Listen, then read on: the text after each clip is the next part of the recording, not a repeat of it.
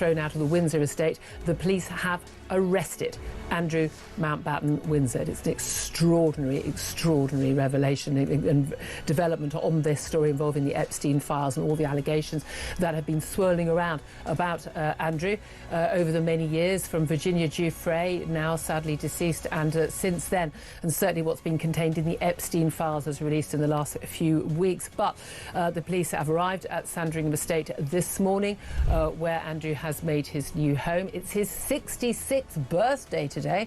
What a birthday present that is. He has been arrested by the police. Of course, the brother of the current king, the second son of our late Queen Elizabeth. This is an extraordinary development. Those of us who've been talking an awful lot about establishment cover-ups and lack of, should we say, interest by the police in what are very, very serious allegations against Andrew.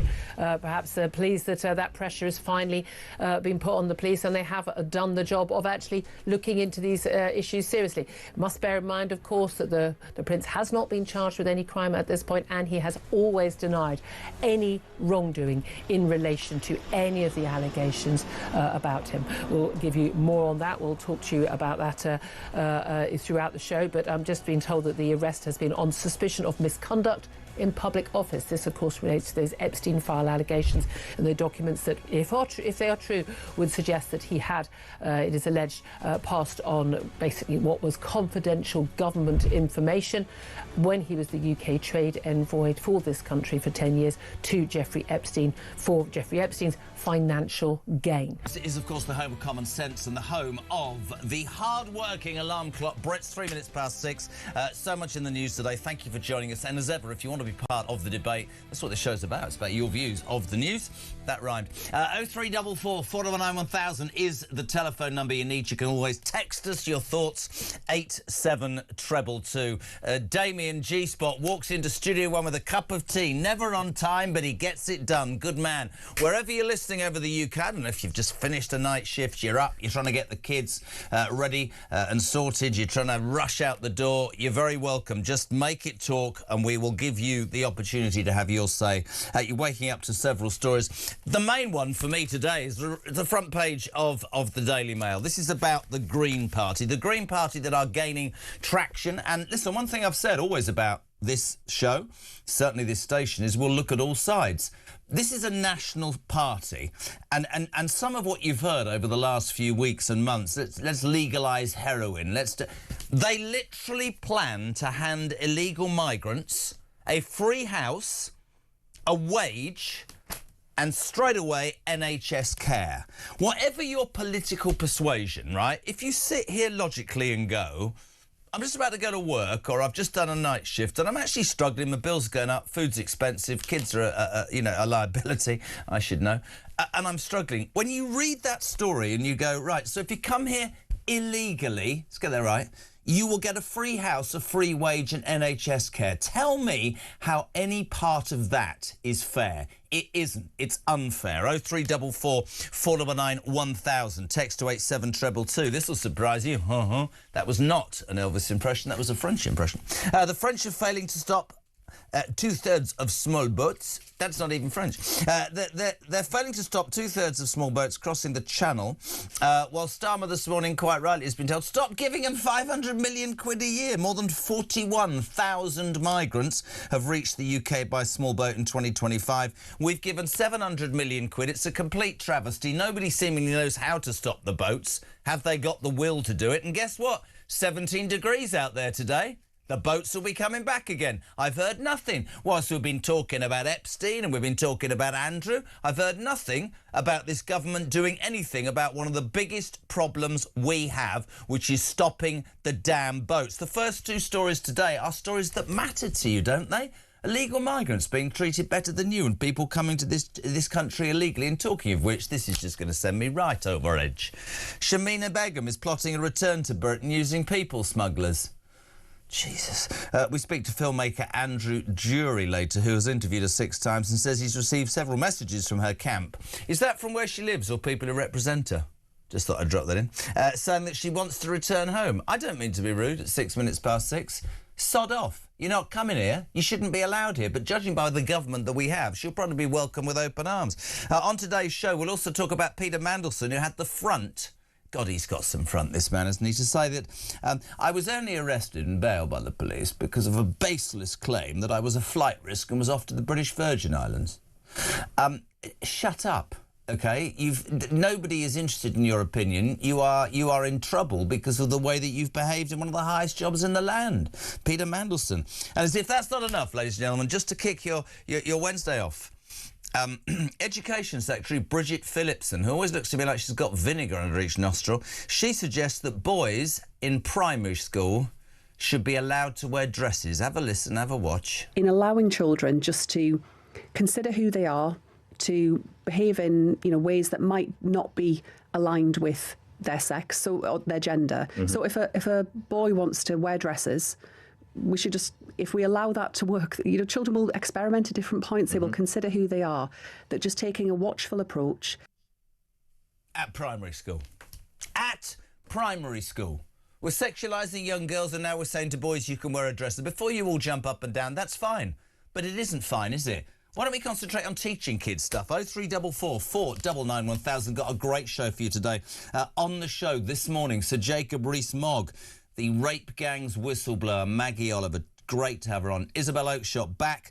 Dan Hodges from the Mail on Sunday and Andrew Loney. And Sir John Curtis will be on talking about trends and how people are voting. But we start this morning by saying a very good morning to a man who's been up all night and has said to me, after this, I'm going to have a bit of sausage and go to sleep. Well, I was about to say to you, hello, hello. On the back of that accent that you tried to put that French. I do know. Hello. Charlie Rowley in the house. Why have you been up all night? I have been following the State of the Union address by President Trump, who gave a 1 hour, 48-minute, 100-plus standing ovation speech to his congressmen and women, and it was a delight. Was it? So you've been up all night, first time for a while. Let's crack on. I've got to start with the Daily Mail. Well, actually, maybe if you've been up all night, it'd be the first time you've actually prepared for this part. You know what's going on. How dare you? How very dare you. Front page of the Mail, Charlie. Greens plan to hand illegal migrants free house, a wage and the NHS care. And before people jump up and down and say this is an attack job by the Mail and other people, is it not time that the Green Party, who yesterday nationally, I think in the latest opinion poll, were classed as second, is it not time that we actually called out what these nut jobs stand for? Yeah, absolutely. I mean, it would be hilarious if it wasn't so serious in terms of what the Greens are putting forward, some of their policies. I know when people feel that politics is broken in any kind of system, society, country, you do look for alternatives, and you may think that politics is a bit of a joke, but turning to what the Greens are suggesting, which is exactly as you said at the top of the hour, hard-working Brits that going out to, this morning, going to work, doing a hard day's graft, getting paid, that tax will be taken, if the Greens ever came close to power, and put directly into the pockets of people that come here illegally. It will go to free hotels, free accommodation, free dentistry. They'll be able to use the NHS for the free of charge. It becomes an international health service, not a national health service. They believe in open borders. I'm going to keep saying this about the Green Party. Open borders, right? Absolutely, absolutely. And it's almost as if there's a magic money tree. We've heard that phrase too many times. We will all pay for all of the crack pottery, what the Greens put forward. So whether they want to legalise drugs... Legalise heroin. Can we just have that out? Legalise heroin. Yep. Which does good for who? Who exactly? Who do the Greens... Drug dealers. Exactly. And who picks up the tab for the people who will end up... The taxpayer. Exactly. So everything that whatever fun they think they might be having, whatever liberal cloud of ideology that they think because they think the system has been broken for far too long, they think they've got all of the answers. It is a dangerous step towards a society that will be even more broken down, I think, than what we already are. So yesterday, national opinion poll, Reform 25%, the Greens on 18%. Then tell me how 18% of this country, in terms of that opinion poll, a fifth, seem to think this is not crack pottery. I love your word, but serious politics. Because I'll view it serious politics. I've said for the last few weeks, I think the Tories have turned a corner under Badenoch. I think she's probably the right person at the wrong time. I don't think the British electorate will forgive the Tories for another few years. But this This is madness. This needs to be called out. You're right. They've had... It's almost on the one hand, is it just taking the whatsits out of the whole system? But if you interview these people or see, they're deadly serious. That's what makes it even more scary in my mind. Totally. You look them in the eye and they will tell you that politics has been broken for far too long, that the two-party system has been broken in a travesty, and actually they have the answers. And the answer is... It's good English, wasn't it? The answer is. Their answer is to say, well, let everybody... They genuinely believe, and this is what grinds my gears more than anything else, is that there will be people that come into this country that are fleeing persecution. Yep. That are seeking and we've refuge. shown that we do that. And we've shown that we help. Exactly so. But their answer is that anybody that comes into this country, everybody that comes into this country illegally, whether it's on the back of a lorry or on a small boat, they must be seeking refuge. And how dare you suggest otherwise? And therefore, it is our duty as a British state to supply them. I would respectfully suggest it is our duty to look after our own first and foremost. I mean, maybe I'm... Dave's got an opinion. Morning, Davey boy. How are you? Morning, Jezza. Dave from Manchester. Just getting into my van, ready to start my day's work at 6 a.m. Listening to your bit about Zach Polanski, and I've got one genuine question, is when are we going to stop indulging this absolute chancer? When are we going to stop giving this guy airtime, airspace? Why are we pretending he is a serious politician with serious intentions? This guy is an absolute joke. Couldn't agree more. I'm ready to embrace and talk about any policy, right? But it is, and I don't usually trump the male. See what I did? Beware the green menace. And if politics has got to a point where people are, as you said, so ultimately hacked off with what's going on that they consider this an alternative, they're very misplaced. And whoever the party is, Labour, Tory, Reform, Restore, needs to get out there and tell these people this is dangerous. Legalise heroin. We've got a government, though, that says it's all right for boys at school to wear dresses when they're 3 years of age. Let's make that point. Love to hear your thoughts on the Greens. Bill in Romsey, the Greens policy is just buying votes in any way possible. Maybe. But the point is... The point is, there comes a point where you go, hold on a minute, and I think he's absolutely right, the man that was just on, Dave. You know, Zach Polanski, really? He's not even an MP. Yep. Hypno tits, as I call it. You know what his job used to be? Hypnotise women, said I can make your breasts bigger. Yeah, I mean... There isn't a bigger tit in politics, in my opinion, but I could be missing the point. Jezza, what next from the Greens fundraising for Hamas? The weekend, the Greens were on one of the high streets close to me. They asked me why I'm appalled about Ukraine but not bothered about Hamas, says Robert in Chiswick. I mean, so they're everywhere. Roger from Wales, lefties will be lefties until they are a victim. This is interesting. Until they're a victim of their own choices. Yep. Oh, and that'll be someone else's fault. Yeah. I saw an amazing thing online. I don't do all of that stuff, but I don't know what I was doing. Probably sat on the loo or something. And this kid was running around one of these marches about, you know, refugees and all that. And he had a microphone, Christian. And he was only about 25, and a little cameraman. And he asked 10. I don't know whether they were Greens or just lefties or whatever. He asked 10 of them on camera, would you take a refugee into your house? And all 10 of them said, of course I would, but I haven't got the space. Yes. It's just hypocritical rubbish, isn't it, to be honest? Exactly. And this is, again, what it comes down to is what they have, some of these people, is just an ideology that they've had this for years. They've read books and theories of people who have been champions of Marxism, socialism, the far left, that's never had its opportunity, never been able to be in government to deliver for what they would see as a better world for a better people. And then, of course, you get people who...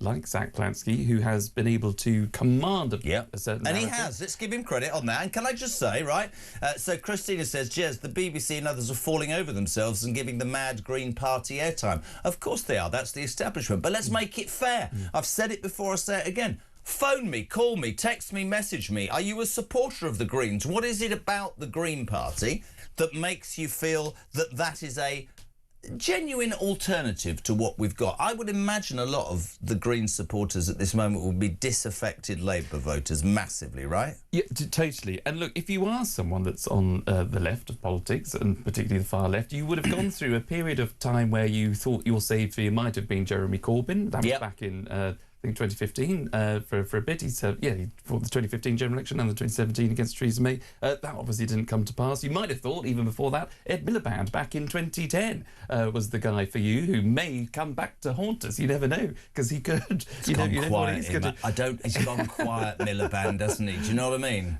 And that was 16 years ago. And then, of course, you think, well, where on earth has been, who is my saviour? Who is my? It's not Ed Davey. It's clearly not Sir Keir Starmer, who doesn't have a political bone in his body. He's not a champion of the far left, much to their dismay, because he courted the far left to get the vote to become the leader of the Labour Party. Where do they turn? All of a sudden, you get this, as you say, titillating. Very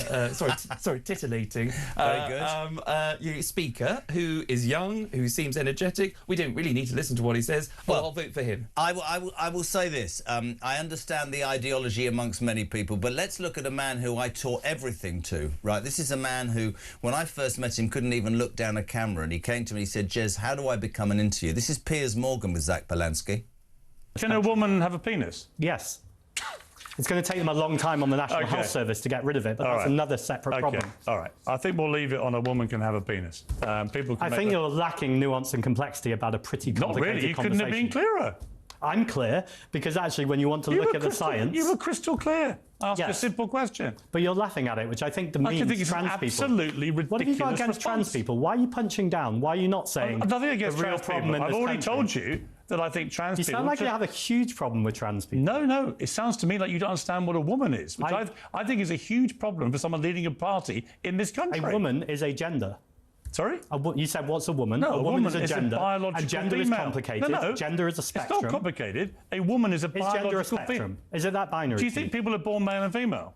Not necessarily. Oh, for God's sake. I think it's more complicated than that. It's not more complicated, Zach. Well, it's not more complicated than that if you're a TV show host who wants to make it binary and ridiculous. Zach, you're going to have to work this this stuff out, stuff out, if you want to have a nuanced mate. conversation that actually reflects science when I asked you if you and want to be information... when I asked you if you want to be Prime Minister, there is not a cat in hell's chance of you ever becoming Prime Minister if you don't know what a woman is. The UK Supreme Court has made it crystal clear But that's what a not the woman is. Supreme Court's job. The Supreme Court's job is to look at legislation Lay down the law and of then a make a man. legal ruling. OK. So you know more than the Supreme Court? Well, yes, actually, in this case, yes, I do. It's unbelievable. Good job, Piers. I'll give you 7 out of 10. I mean, that's the point, right? That's the point. Totally. Look, I'm a huge fan. A fifth of this country, in a recent poll, think that man should be the Prime Minister. Yeah, because there will be people that do think along the lines of, well, a trans woman is actually a woman, or a trans man is a man, and a woman is a biological woman. Yes, female. The whole thing is beyond me. I can't. Let's just move on. Yes, Thoughts, please, team. The Green Party. Hypnotits is only polling well because the Tories are finished and Labour have annoyed everybody, says Sean in Gloucester. Why would the French stop tens of thousands of illegal migrants from self-deporting from France? Would we be in a hurry from stopping illegal migrants from self-deporting the other way? Probably not. This is the next story, page 2 of The Sun.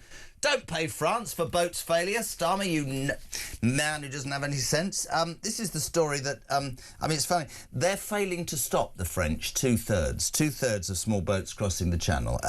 Well, he's been told quite rightly, even by his own party now, stop paying them. Never understood. Why are we paying the French? This is all part of the rubbish, isn't it? Come to our country.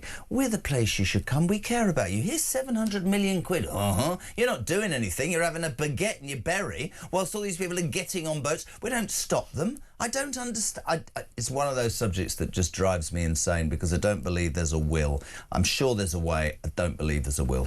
Yeah, and I think the way in which this Prime Minister is obviously going about it, he wants more of a closer relationship with the EU. He obviously wants to get us. He wanted. We left the EU. He wanted us to have a second vote on it because he didn't agree with the first vote, the will of the people. So he wants to get closer. What to about the a EU. second general election? Yeah. Do you want to say to Keir Starmer when he says, I think we should have another vote on the referendum for the EU? What about a second election? Because patently 19 months ago, mate, this country got it drastically wrong, judging by your performance. Yeah, absolutely. And look, people, the reason why I think a lot of people voted for Labour, because, again, they probably thought, well, we just need to get rid of the Tories because they had failed in cutting taxes and failed to stop the boats. So, I don't think it was a ringing endorsement for Labour, also because of the turnout, but he's got to get a grip and understand what people in this country care about, and that is tackling illegal immigration. I think that is a really interesting point. I think we have a political class now that is not actually listening to what the British people want, and whilst he's away pretending or attempting to be this great human rights advocate, giving away the Chagos Islands, caring about all sorts of things. Fine, but that's not what washes right now, mate. The people in this country, alarm clock Brits, are struggling. And when you struggle and you look at other people being given more, the Greens policy, the boat policy, then you go, that's not fair, that's not right. That's what we're talking about. That's what we always talk about. Listen, what do you make of it all? The mad Greens, they want to legalise heroin and give a house, a car, a job and NHS care to anybody who comes to this country legally. We're just going to open the borders and we're going to get you in. This is a party led by Zach Polanski, who you saw there with Piers Morgan, thinks a woman can have a penis. And I'm not even being light-hearted when I say that. Add to that Keir Starmer's giving £700 million a year to the French, who have done nothing to stop the boats, and you understand why this country's on its backside. Welcome to Talk Breakfast, Jay. Jeremy, fantastic show as always. This is what my concern is. There's enough idiots in this country, in my opinion, that would vote the Green Party. Get rid of the military, get rid of the nuclear deterrent, legalise heroin, give everyone who comes in with open borders a free house and a full-time wage. I mean, when you just listen to that makes Labour look good. Listen to what I'm saying. It makes Labour look good, like their policies are good, and they are dreadful.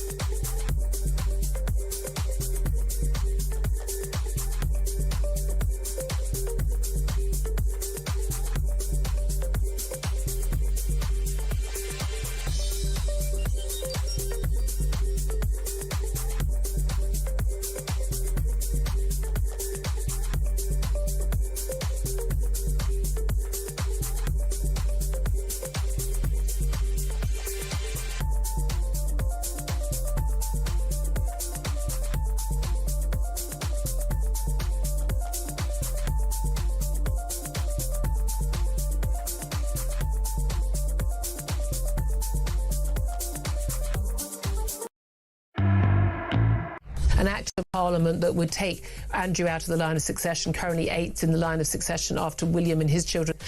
Is that really necessary? It's complete gesture politics. Yeah. It's completely pointless. I mean, it serves no purpose. I mean, he's not going to become king. He's not going to be a Councillor of State. The royal family wouldn't want a parliamentary debate about that in any case. I think the focus has to be on accountability from the royal family and justice served for the victims against Andrew.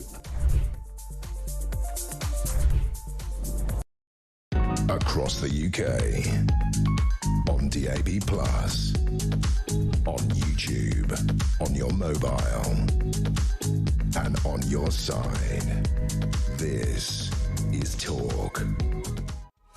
Welcome back, 6:25. It is Talk Breakfast with JK here till 10, and you're waking up to the news on Wednesday, the 25th of February, that the Green Party, front page of the Mail, nationally yesterday, the Green Party ended up in second place in a poll.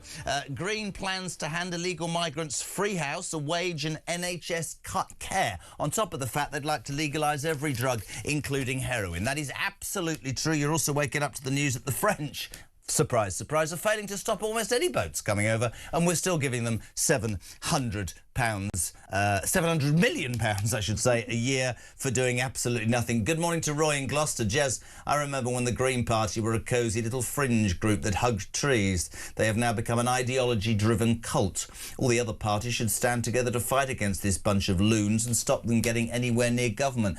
Roy, I would simply say this, and this is the way I've always been. I would hope when push comes to shove that the British people, Charlie Rowley, have the intelligence to turn against something that is madness. Rob Austin, good morning, Jez. Yourself and the team are fantastic at putting across the thoughts of the right-minded people. I'm 68 years of age, started work on a farm at 11 years old, in the holidays, mucking out and pitching bales. So not work shy and still working at 68. We were taught 3 values in life, Jez: honesty, respect and integrity, and anything less was not acceptable. That was in the days when Britain was great. Sorry, but not any longer. We are considered as weak and as a target for those that can get an easy ride without putting anything in. Unfortunately, the law protects the scum instead of the right-minded tax-paying public. We are headed, in my mind, for almost total anarchy unless something is done soon. Capital punishment, yeah, maybe. Conscription, maybe. Wheat from the chaff, then hopefully only the thing that should happen is people who want to make Britain great again. That's Robin Swindon. I mean, listen, I watched, Charlie, you watched it, I watched Trump overnight, and he's a divisive figure and love him or hate him, but almost the first thing out of his mouth at that union address was, stand up if you think it's right to put the American people first. And the Democrats sat down. Yeah. Which is fine. But that tells your average American, and I've lived there in middle America, I've been to Columbus, Ohio, that was quite frightening, and that says yours aren't of the interest to me. It's like the Epping Hotel, the Bell Hotel, when the government took the council to court and said the rights of migrants are more important than that of the indigenous local population. I just think it's really dangerous. I think the public will wake up to it. Yeah, totally. And look, you don't have to look too far at the stats to know that, the country's going backwards. Unemployment is up. Youth unemployment is up. Young people can't get a job if they're not. And if they do try to go to university, for example, they get saddled with all this debt that we were hearing about earlier on in the week. Crime is up. The country doesn't feel safe. No. We don't have the standards of living that we would hope to in 2026 in Britain. So we're not doing particularly well, I'm sad to say. But you're right, when you get someone in America that wants to stand up for America first, as he puts it, and is able to highlight actual examples by having people in the Congress, who, by pointing to particular people who have served in the armed forces, that have served their country, what he's doing to make them better off, protecting veterans, for example. I mean, we talk about this all the time. Veterans still in this country get treated like, well, God knows what, but they're sleeping rough. That shouldn't be allowed. Sarah Pochin's actually just contacted me because she put a video out yesterday about this and made a point, and I'm going to play you that and Zach Polanski's response in a sec. But Paul Messenger says, Jez, in my mind and friends like mine, the Greens are riding on the back of the Gaza vote. Remember, the Muslim vote is getting very powerful. I think that's a point we have to make. We have to make it. I think there were 5 Labour MPs, including Jonathan Ashworth, who lost his seat in Leicester last time, by 5 independent Muslim MPs standing up and saying it's all about Gaza. People can be concerned about Gaza. I would respectfully suggest they should be more concerned about what's going on here first and foremost, but I could be totally wrong. We'll come back to that Sarah Pochin and Zach Polanski little spat. Can we talk about women? No. Boys? Well, anyway. Bridget Phillipson, who I think is also slightly nuts. Yesterday, can we play it again? This is what she said about young boys in primary school wearing dresses. Have a listen. In allowing children just to consider who they are, to behave in ways that might not be aligned with their sex or their gender. Mm-hmm. So if a boy wants to wear dresses, we should just, if we allow that to work, children will experiment at different points. They will consider who they are. That just taking a watchful approach. Sorry, I'm just giving Christian some information there because we want to get that out to you. I mean, tell me, am I missing the point? I mean, the left will say, don't be so unfair. Mm-hmm. Are we not putting pressure on kids when we think about puberty blockers and we think about everything? Can't we just let kids grow up, man?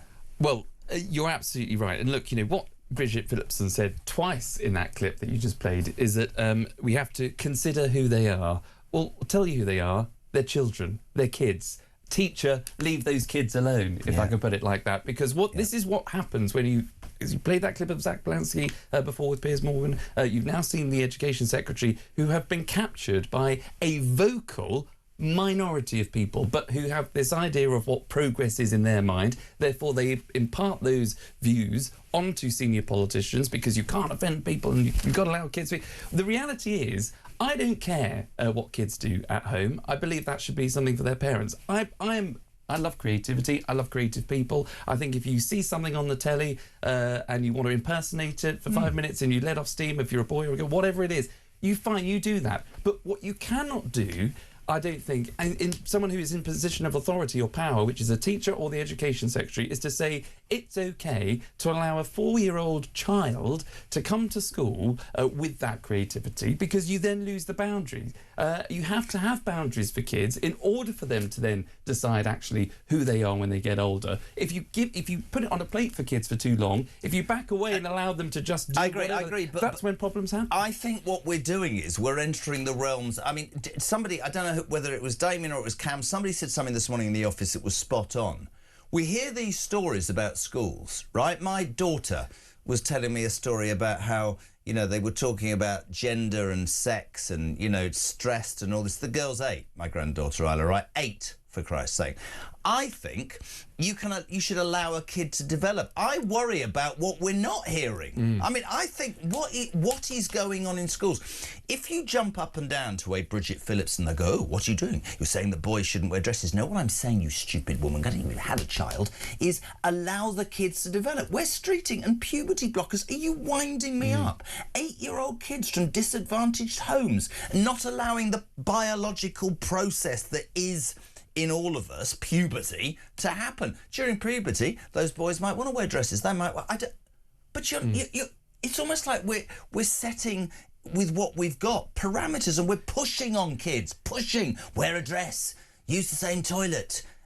And then if you say anything, they go, oh, that's your normal. Well, this is my normal. I think it's okay to develop. But we're not allowing kids to develop like this. It's rubbish. I think you're absolutely right. And it is about those parameters and boundaries that allow kids to have then the ability to say, oh, actually, I do feel different when I'm a bit older, maybe. And then that they discover a path of who they may or may not be. But to allow, I think, the idea that it's okay and that teachers should accept that it's okay for boys to be wearing dresses, for example, to play on their mind. They are vulnerable children. There has to be those parameters and those boundaries, because where does it stop? And I know people, listening to me now, are going to think, oh God, Charlie has been up all night and he sounds absolutely crackers. But there are incidents of schools where kids are turning up as cats, as furries. You must know about this. Oh, you might have heard this. Honest to God, and I've said this to my children, if you come home, I swear to God, and you want that rubbish, I will put a cat litter tray in the garden. You can do one. What a load. Sorry. It's true. Now, only people might not know about this, but these are incidents in schools where kids have been captured by a particular thing on social media. They turn up identifying as a cat, wearing pussy ears and having a tail attached to them, I think.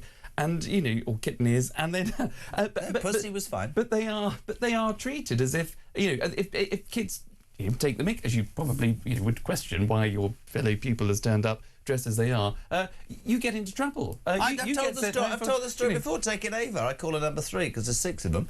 We went to Brighton to some college. I thought this is going to be fun. It's a couple of years ago before she was thinking about university.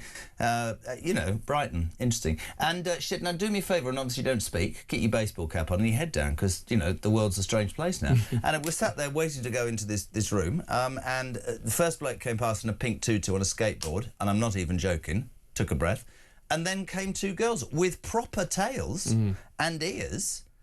And she said, don't. And I just must have gone, what the? And then I went to the loo and it said, anybody welcome. So I had to pee outside against the car. I'm not even joking, in the car park. The whole thing's nuts. Sorry, kids should be allowed to develop. Let's take a... Matt, good morning. Morning, Jezza. Matt in Waddington, loading a van. I just want my kids to go to school and learn stuff, not wear dresses, not know what their sexuality is. I want them to be able to tell the time, read a book, do some arithmetics. The stuff that we did when we was at school, and if you were naughty, you just got told off. Oh, it's just not getting any better, is it? And I think the Green Party should go back to school as well, because they're a bunch of crackpots. Anyway, great show. Speak to you soon. Ta-da. Good man, 25 to 7. Sarah Pochin, the Reform MP for Runcorn and Hillsby, is listening to this show this morning. Good quality choice, Sarah Pochin. Hello to Glyn Sewell. Is Bridget Phillips from having a laugh? Does she know how expensive school uniform is you have to buy once for your child? Who in the right mind is going to then go and spend money on dresses? That's quite true. Yeah, exactly. But what boys will dress up. I've got an idea. I don't want to get into all of that because I'll go nuts. Anyway, lovely Charlie. Oh, who's this from? Oh, Pat, I'm a lady, by the way. She's presumably, according to Zach Polanski, got a penis. I was so sick and fed up with the trans guy at work using the ladies' toilets, I thought, sod him, and I went and started using the gents' toilets. If it's good enough for them, it's good enough for me. I'm with you on this. I have had this argument until I am blue in the face. I'm not getting into a debate about the trans community, but I would love to hear from all those women who worry about women's rights, who worry about, you know, safety and security of women. Okay, who are victims in many instances. They harp on about that, and I've supported that for years. Where are they when young girls are in a toilet when a man with a penis comes in a dress? Why aren't those women sticking up for those girls? Why? Because obviously, talking about it, we must be part of the far right, you know, out of date, brigade. Well, I'm really happy to be part of that brigade because the way this world's going, honestly, I am turning into my father, who's dead, by the way. Just in case anybody wasn't aware, I'm turning into my dad, and I'm proud to because I think we've gone nuts. Because it's all about. We talk about this all the time, I know, in lots of different issues, and it is just about fairness. No, I am not going to stop someone who might have had a terrible life in terms of not knowing who they are, that want to be someone else. They might be born a man and they feel that they should have been born into the wrong body. Okay, you take all the positive steps that you want to do to live your life, absolutely fine. Make a contribution, crack on, have a great time.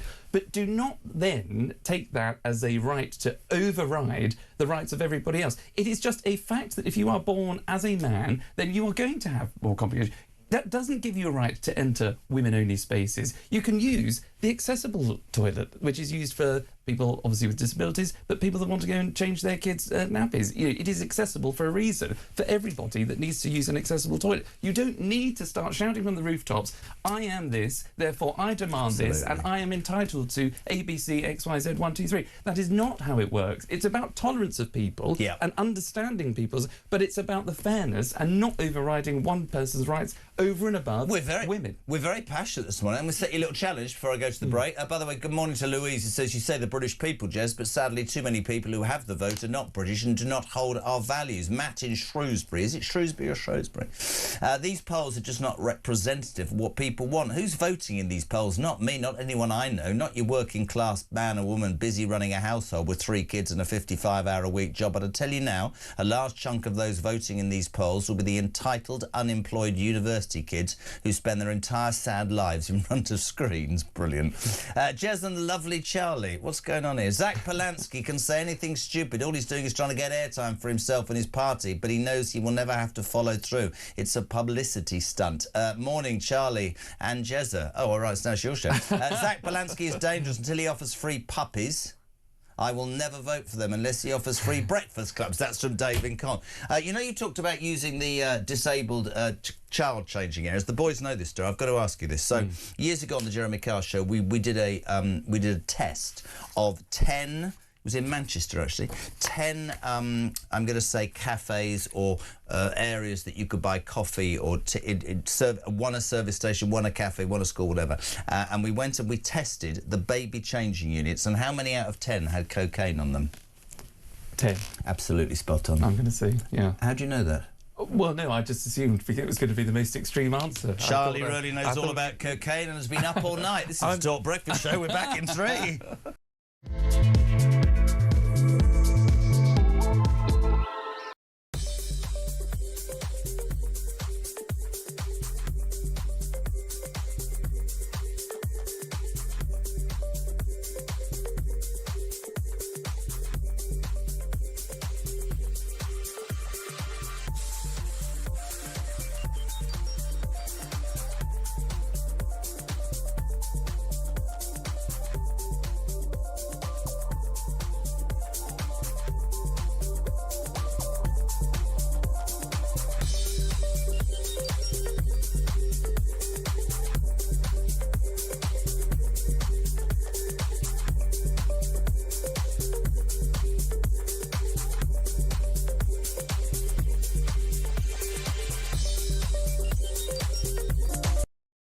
Across the UK, on DAB+, on YouTube, on your mobile, and on your side. This is Talk. Welcome back. 20 minutes to 7 o'clock. We're live across the United Kingdom. This is still Breakfast, the home of common sense, the home of the hard-working alarm clock Britain. You're waking up to the news that the Green Party, front and centre of the Mail this morning. Beware of the Green Menace, said the Mail. They say they've seen policy documents that say that the Greens would plan to hand illegal migrants a free house, a nice wage and free NHS care. They want to open the borders. Anybody can come. Anybody can get absolutely anything. We're going to legalise heroin and prostitution. We're going to do all of that. And you, the British taxpayer, are going to have to pay for it. Good morning to Wayne. Good morning, Jezza. Glad to have you back. Enjoyed Marky Boy, but boy, oh boy, did I miss my coffee and Carl every morning. Like I said, this house of cards is going to come crashing down. The royal family, Westminster, Whitehall, all their dirty laundry is going to be shown and put to bear for the faceless morons they all are.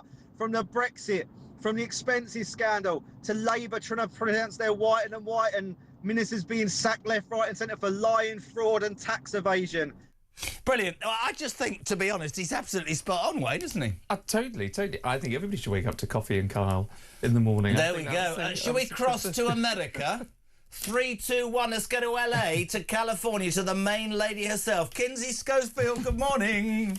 Some might prefer coffee and Kinsey, but I do prefer coffee and Kyle. What about the people that will go to bed and wake up to Kinsey and Kyle? Good for them. I envy their lives. Do you want a bit of Charlie on the side? No, don't. Sorry, that sounds like a Green Party thing. A bit of Charlie. We're going to legalise it. Kins, morning. How are you? I'm great. A lot of stories circulating over here in the United States about the royals. I apologize for texting you at 3 o'clock in the morning, but I was excited. You did text me. You were excited, but it wasn't about... Anyway, so over here, Andrew, I mean, front page of The Sun today, which is extraordinary. I mean, get off your high horse. This man has been banished not only to Sandringham, but has now been told that he can't go riding or anything. And politically, Kins, you'd know this, there's this whole thing about releasing the files. His house was searched for the 4th day yesterday. That's done. But our Prime Minister's refusing to release all the files, and people are getting angrier by the minute. I mean, the problem for Keir Starmer is that refusing to release the full files on Andrew risks creating exactly the kind of suspicion the government says it wants to shut down. I mean, years of scandal and drip-fed revelations.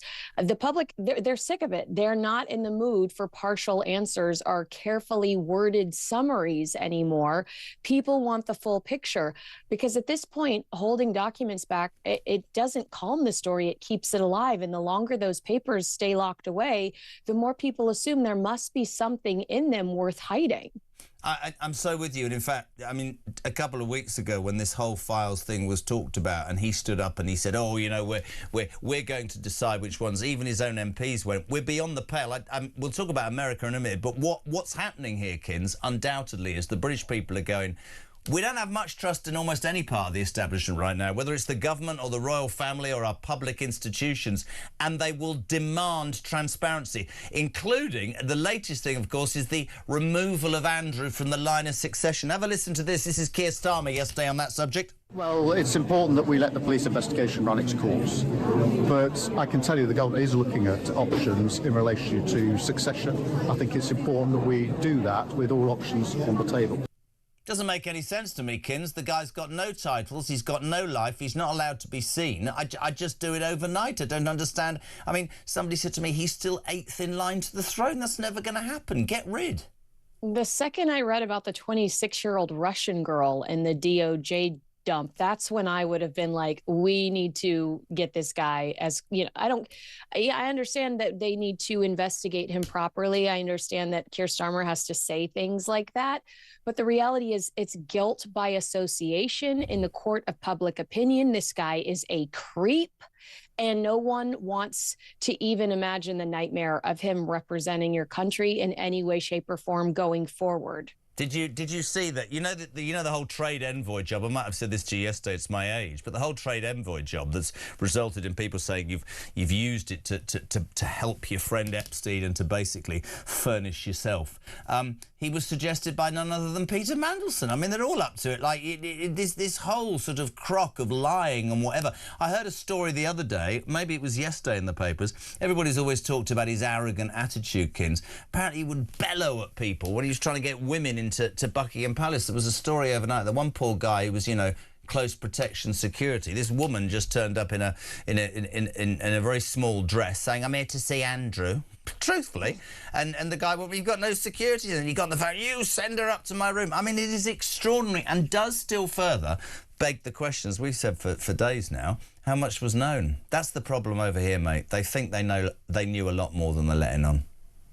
Well, Keir Starmer could relieve some of that frustration and stress by releasing these documents, but the fact that he's saying he's going to hold on to them just upsets people even more. Meghan Markle and Prince Harry, with everything that's gone on, we haven't had a chance to speak about them for ages.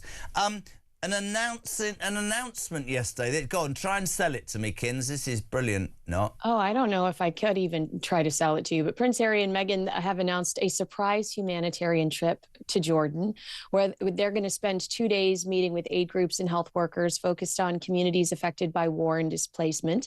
The visit is being coordinated alongside the World Health Organization with the goal, critics would say, of drumming up whatever positive headlines the Sussexes still can. A source close to the Sussexes told People magazine, their favorite outlet here in the United States, the couple are pro-family and pro-children, and their philanthropic work reflects this value. Pro-family? Pro-family?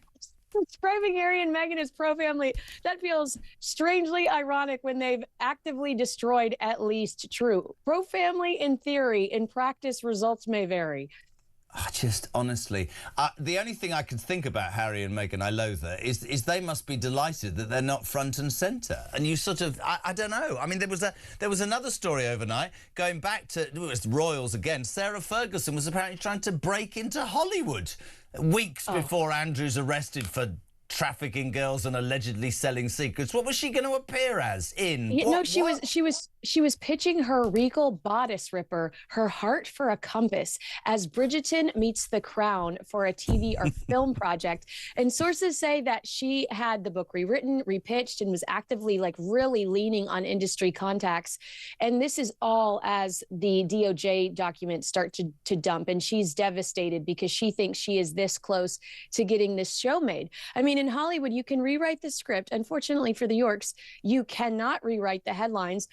What would we call it? 50 Shades of Fergie, maybe 50 Shades of Earl Grey, because in this version, the tea keeps spilling whether anyone ordered it or not. This book, I mean, all she had to do was write about what Andrew got up to. This is the other thing that I keep wondering about. All these women that came to Buckingham Palace and came to Windsor. That was the ex-wife living down the corridor. She never heard, she never saw, she never questioned. She always publicly stuck up for him. Was she part of it? I mean, then I'll say things, I'll get into trouble. Maybe we're back to Kinsey, Carl and Charlie. Maybe there were more than two. I've no idea. Well, if those emails are anything like Ghislaine's, then perhaps, because Ghislaine talked about a couple of those scenarios in her Go on, say messages. the word for me at 10 to 7 in the morning. It'll get me through the rest of the show. What words? Threesome? Brilliant. Not now. Bringing Ghislaine up. This is brilliant. I of course, a couple of years ago, interviewed her inside the penitentiary, which was an interview that was all she talked about was tofu, I remember. Anyway, apparently, according to a report overnight, a former inmate says she's a smelly old mare. Is that right? That's right. The latest headlines about her stateside are not about super secret files or courtroom drama. It's about humble prison life. And according to her former inmate, it stinks. A woman that says she served time with Ghislaine at the federal prison in Tallahassee claims she had a reputation for showering only once or twice a week, even while exercising regularly. And she was pretty infamous for being smelly. And she apparently had very few friends because of said smell. They also said that no one liked her, but no one wanted to risk hurting her or going after her in jail because the repercussions would just not be worth the drama. But if Prince Andrew, ex-Prince Andrew, is watching us right now, the moral of the story is that you can go from Buckingham Palace to body odor faster than you can say Pizza Express. So hopefully he's listening. We're teaching him a lesson. Prison Pong. Cam, what a great headline. Kins, it just continues to give. He's banned from horse riding. Fergie wanted to sell her sexy book to Hollywood before they were all in trouble. She's probably going to be arrested. And amongst all of it, in the midst of it all, Meghan Unsparkle and the dumb Prince Harry are off on a humanitarian visit to Jordan. Not that anybody gives a damn. It just doesn't go away, does it? Pro-family. We love you. Me and Charlie, it was a lovely threesome while it lasted. We'll see you very soon. Thank you very much, Kinsey Schofield. We love you. 10 to 7. This is Talk Breakfast. Back in 3.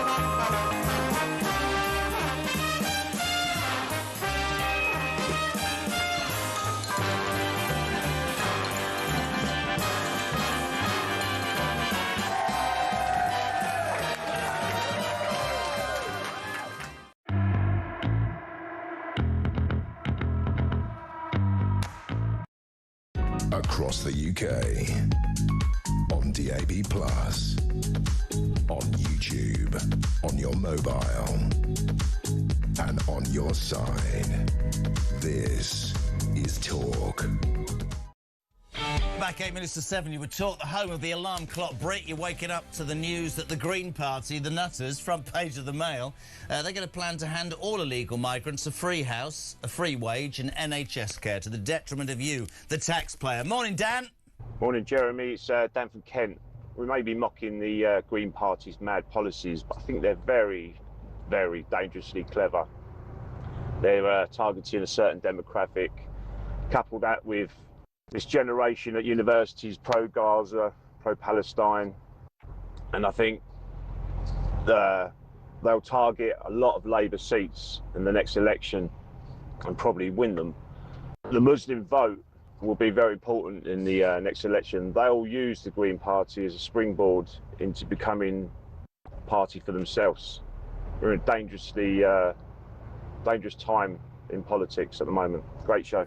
Couldn't disagree with him more. I mean, agree with him more about the show, I disagree. But no, he's right, isn't it? It is dangerous. Can we just talk about a man that we've been talking about for ages? Not that I want to talk about him for too long. Front page of the Daily Telegraph, Charlie Rowley. Peter Mandelson held to stop him fleeing Britain. How much front has Mandelson got? That on the day that he was released, within 2 hours, apparently he's tweeting out going, oh, it's absolutely outrageous. I'd agreed to come in for a chat in a couple of weeks and they've arrested me because they had some tip-off that I was about to do one and go and live in the British Virgin Islands. What? The person that said that should be arrested. Who does he think he is, seriously? Well, exactly. Look, he was branded years ago the Prince of Darkness, someone that was able to spin stories, be able to capture the media, to be able to get the Labour Party from opposition into government, to have a whole part of this new Labour project. He was a master at reading the room, getting the right narrative, getting Labour ahead in the polls. How times have changed where he cannot understand, where he should just take a period of silence to let this investigation run its course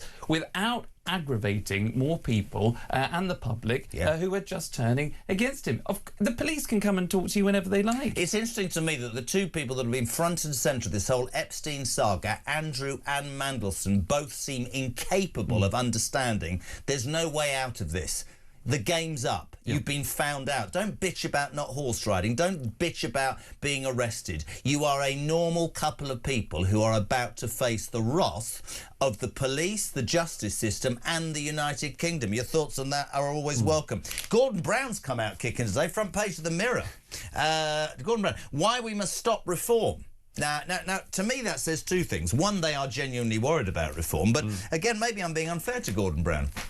He's the one who employed Peter Mandelson, isn't he? Well, want to look in the mirror, Gordy boy? I think you're absolutely right. And look, you were just talking about Harry and Meghan with Kinsey there, who I think must have been bored that they're not in the headlines that much. So they've come out with this surprise visit to Jordan. I think it'll be more of a surprise when they realise that actually they're not welcoming Jordan or the Jordanians. Who the hell are these two? Yeah, but Gordon Brown, you know, searching, I think, for a bit of headline action because he obviously feels a bit bored at home. Well, I'd keep my head down if I was him, because I think it's going to turn on other people in the Labour Party. And one thing I said yesterday, I haven't seen you for 2 days, all roads lead back to one man, in my opinion. Where is Tony Blair? Gaza?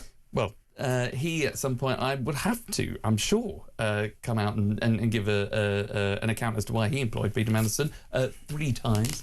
You know, Gordon Brown, let's not forget, employed Peter Mandelson. He brought him back in because gave him a peerage. Gave him basically the first Secretary of State as well as Business Secretary. Put him in the House of Lords in the first place, Gordon Brown. So, you know, Gordon was very close to Peter Mandelson, so it's a bit rich if you ask me to now start taking the high road and writing letters to the police to say, you know, I'm happy to comply, you should look into this a bit, whatever. I think, you know, we'll just have to wait how that. Do you know what my dad, who's dead, said about Gordon Brown when he was Prime Minister? He said, the only thing my old man said was, still completely bloody incapable of tying a tie correctly. If you ever looked at the knot on Gordon Brown's tie, an absolute what's-it show. Danny Kruger talking about royals. He's in the Mail today. This is the Tory who defected and has been charged by Reform for preparing for government. He says, Danny Kruger, Mail page 20, he fears for this country if Reform don't get the chance to change what he says needs changing. What are your thoughts on that? Well, look, I think he is, from his position, he'll be absolutely right, because when we're talking about all of the issues that we have been today, and we do on a regular basis, and when you hear from all of your listeners who are basically tearing their hair out about how bad the country is, when we're talking about immigration, we're talking about a flatlining economy, we're talking about education going to the dogs, when we're talking about universities and not having the freedom of speech, where we're talking about this insurgent left, where it's only diversity and it's only equality if you agree with them. Of course, there's lots of things that are wrong with this country, and if Reform, who are leading the polls consistently, and there's a reason for that because people are so fed up, if Reform aren't successful in getting to a point where they can change things for the country, then of course that will be a huge regret to Danny Kruger, that's charged with delivering for Reform. And you've just got to hope from his perspective that Reform can hold the show together or continue to grow, continue to get people to join it, that will appeal to the public, and that will be their strategy to getting Nigel the keys of number 10. I do love having you on. It's been an amazing week. Just to finish, before we head to the news at 7, we've got Nigel Evans, got some great guests today. Sir Jacob Rees-Mogg, that rape gang's whistleblower legend Maggie Oliver, Isabel Oakeshott, Dan Hodges, Andrew Loney. There's a story in the Mail. My wife has just tuned in. A man was taken to an a jobs tribunal because he dared to say to a woman as a joke, being kicked in the privates is worse than childbirth, just as a joke, and he got into real trouble, fined, whatever. Is being kicked in the privates, Victoria, worse than having a baby? She'll text me now. You've no idea, you men. I've been kicked in the bits and I've only got one bit and it hurt quite a lot. Yeah, well, I'm sorry for that. But what a complete and utter waste of time. How much money would have been spent on that investigation? How dare you say that to a woman? Ridiculous. Get a sense of humour, folks. Yes. And just kick people in the balls. Just have a laugh. Charlie Rowley, you've been a legend this week. Thank you so much indeed. Back next week. He's been up all night. Now he's off for a sausage and a sleep. It's almost 7 o'clock. We're live across the United Kingdom. This is Talk Breakfast. My name's Jeremy Kyle, and you're waking up to the news that the Green Party come illegally. We're opening the borders. You can have a house, a car, a job, the NHS. As for you idiots that are going to work today and paying tax, you just keep at it, because we are going to charge you more and more. Nigel Evans, former Deputy Speaker of the House of Commons, live and exclusive next after the news at 7 on Talk Breakfast.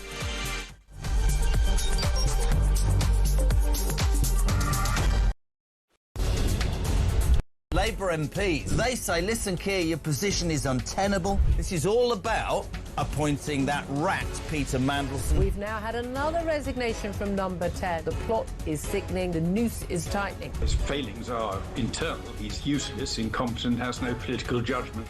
This is all part of Starmer's reset, getting rid of his inner circle. So Chris Wormold, we think fairly reluctantly, has stepped down. What an absolutely crazy week for Keir Starmer. His second cabinet secretary, gone. His third chief of staff, gone. His fourth director of communications, gone.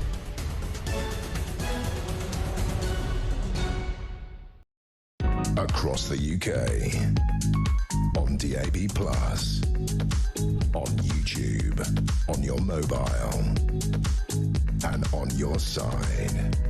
This is Talk.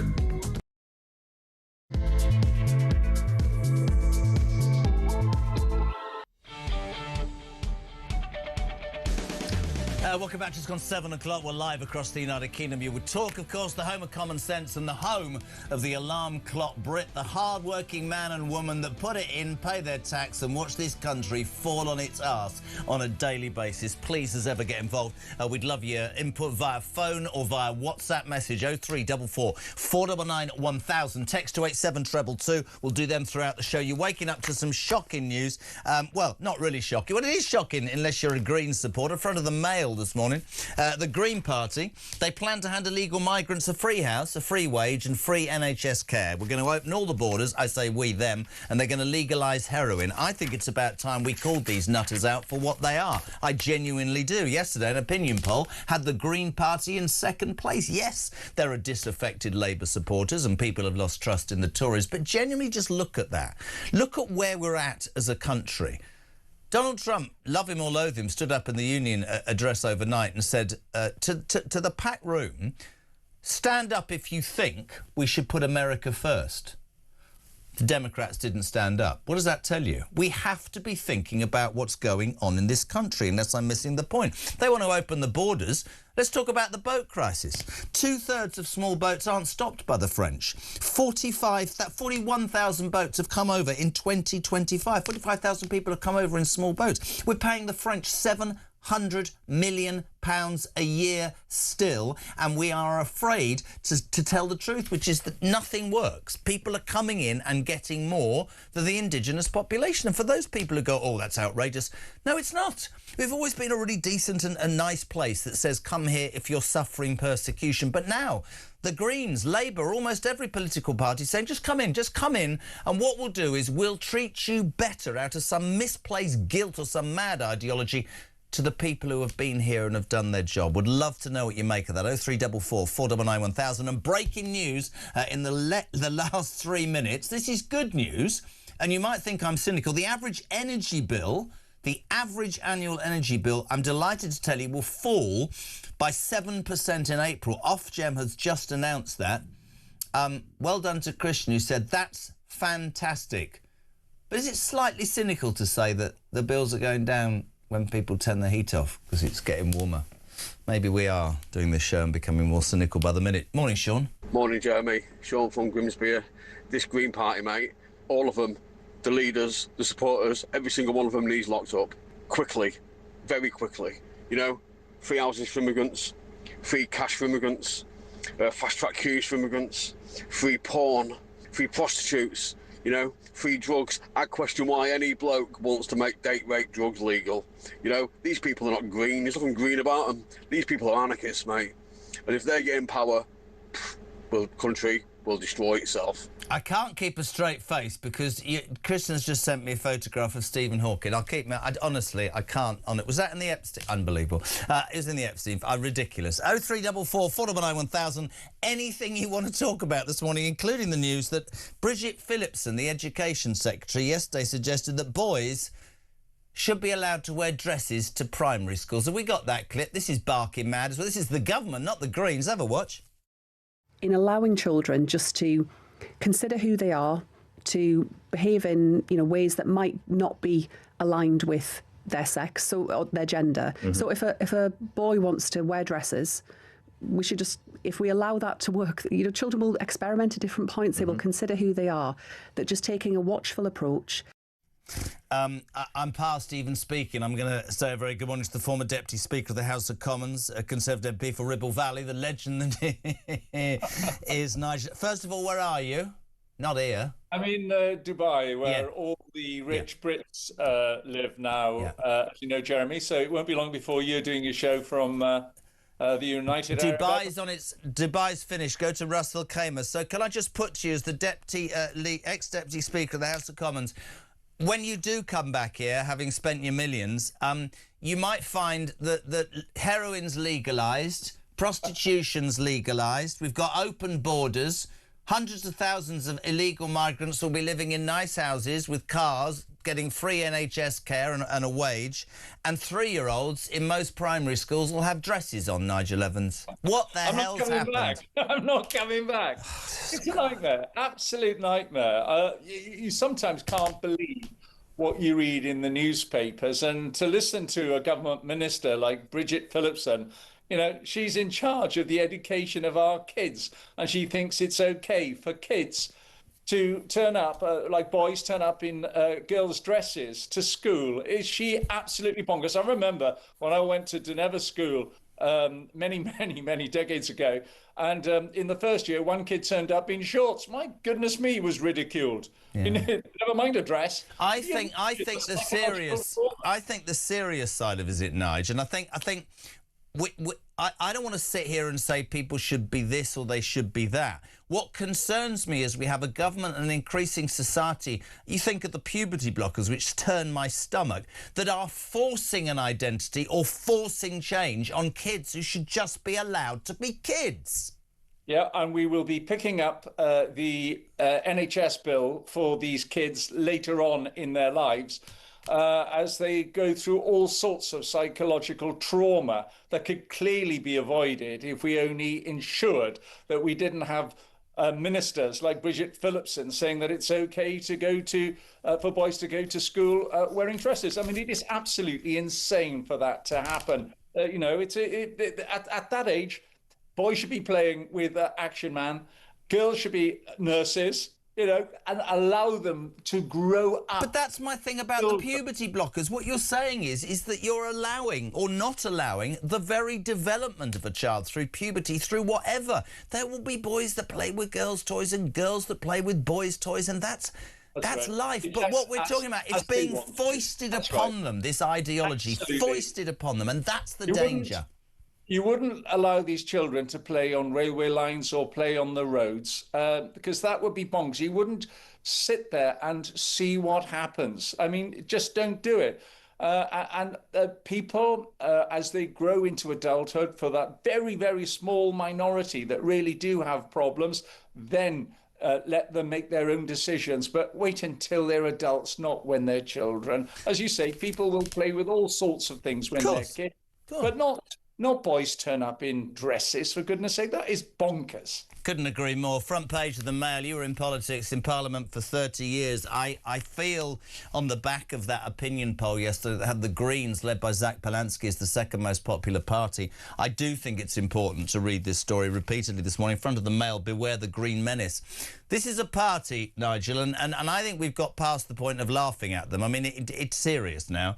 They plan to hand illegal migrants a free house, a free wage and NHS care. They want to legalise heroin and prostitution, and they are second in a national opinion poll. Yeah. Do you remember the days, Jeremy, when we were watching party conferences and the Lib Dems? And the Lib Dem leadership used to be a bit embarrassed by some of the insane motions that the members would put forward, and they could stop them and block them. Now it's quite the reverse with the Greens. You've got the leadership that are promoting these insane policies, and it must be the members that feel embarrassed. I mean, they are the ones who'll try and calm it all down. No, you're absolutely right. Listen, the real problem is that a lot of people out there feel disaffected with the main parties, whether they're the Labour Party, the Tories or the Lib Dems, and they feel as if giving something different a go may be the right thing to do. But all they need to do is read the policies. That's all they need to do, is listen to what the politicians who lead the Greens are saying. And then if they want to see all these, I mean, what's giving immigrants free houses and ensuring that they're going to get money and allow them to work from day one? What do you think that's going to lead to? I've got an idea. It's going to lead to way more people coming in to the United Kingdom on small boats, aided and abetted by the French, another one of the stories that you're playing today, who are absolutely useless at stopping people from coming over. But we're giving them £700 million a year, mate, and they haven't stopped one damn boat, as far as I can see. Yeah, well, that ensures that we know how green the Labour Party happens to be. If they're prepared to give 700 million, when the number of people that are getting through by their tens of thousands, as you say, over 66,000 have entered the United Kingdom since Keir Starmer got elected on a policy of stopping the boats and breaking up the gangs. It's absolutely bonkers. Why don't we do productivity payments to the French?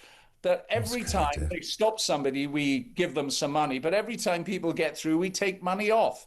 And at the rate it's happening at the moment, Jeremy, the French would be paying us money. Couldn't agree more, mate. Completely and utterly agree. Let's bring it back to politics if we can, briefly. We've talked about dresses. We've talked about the Green Party. We've talked about the boat situation. Let's talk about Mandelson. I said when he was arrested, and we have to be careful because it's an ongoing legal situation, I can't wait for him to squeal. Gordon Brown is on the front of the Mirror this morning saying, you know, we need to stop reform. I think if you look at Blair and Brown and the whole establishment and everybody that's associated, they must be quaking in their boots.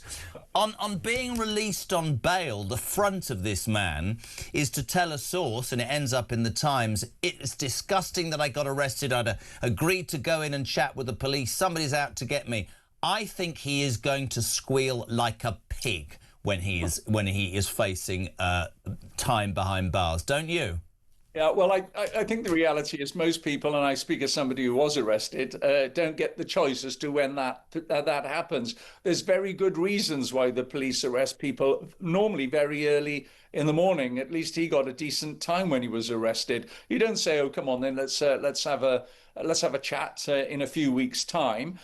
Clearly, if the police are in receipt of evidence, and they will have seen enough stuff, I'm sure, from Andrew Mountbatten Windsor's files, that there are very clear reasons why they need to be doing what they're doing. And the reason that I find absolutely amazing it was that then Peter Mandelson starts making it be known at 4 a.m. in the morning how angry he is that he was arrested at all. Well, hold on.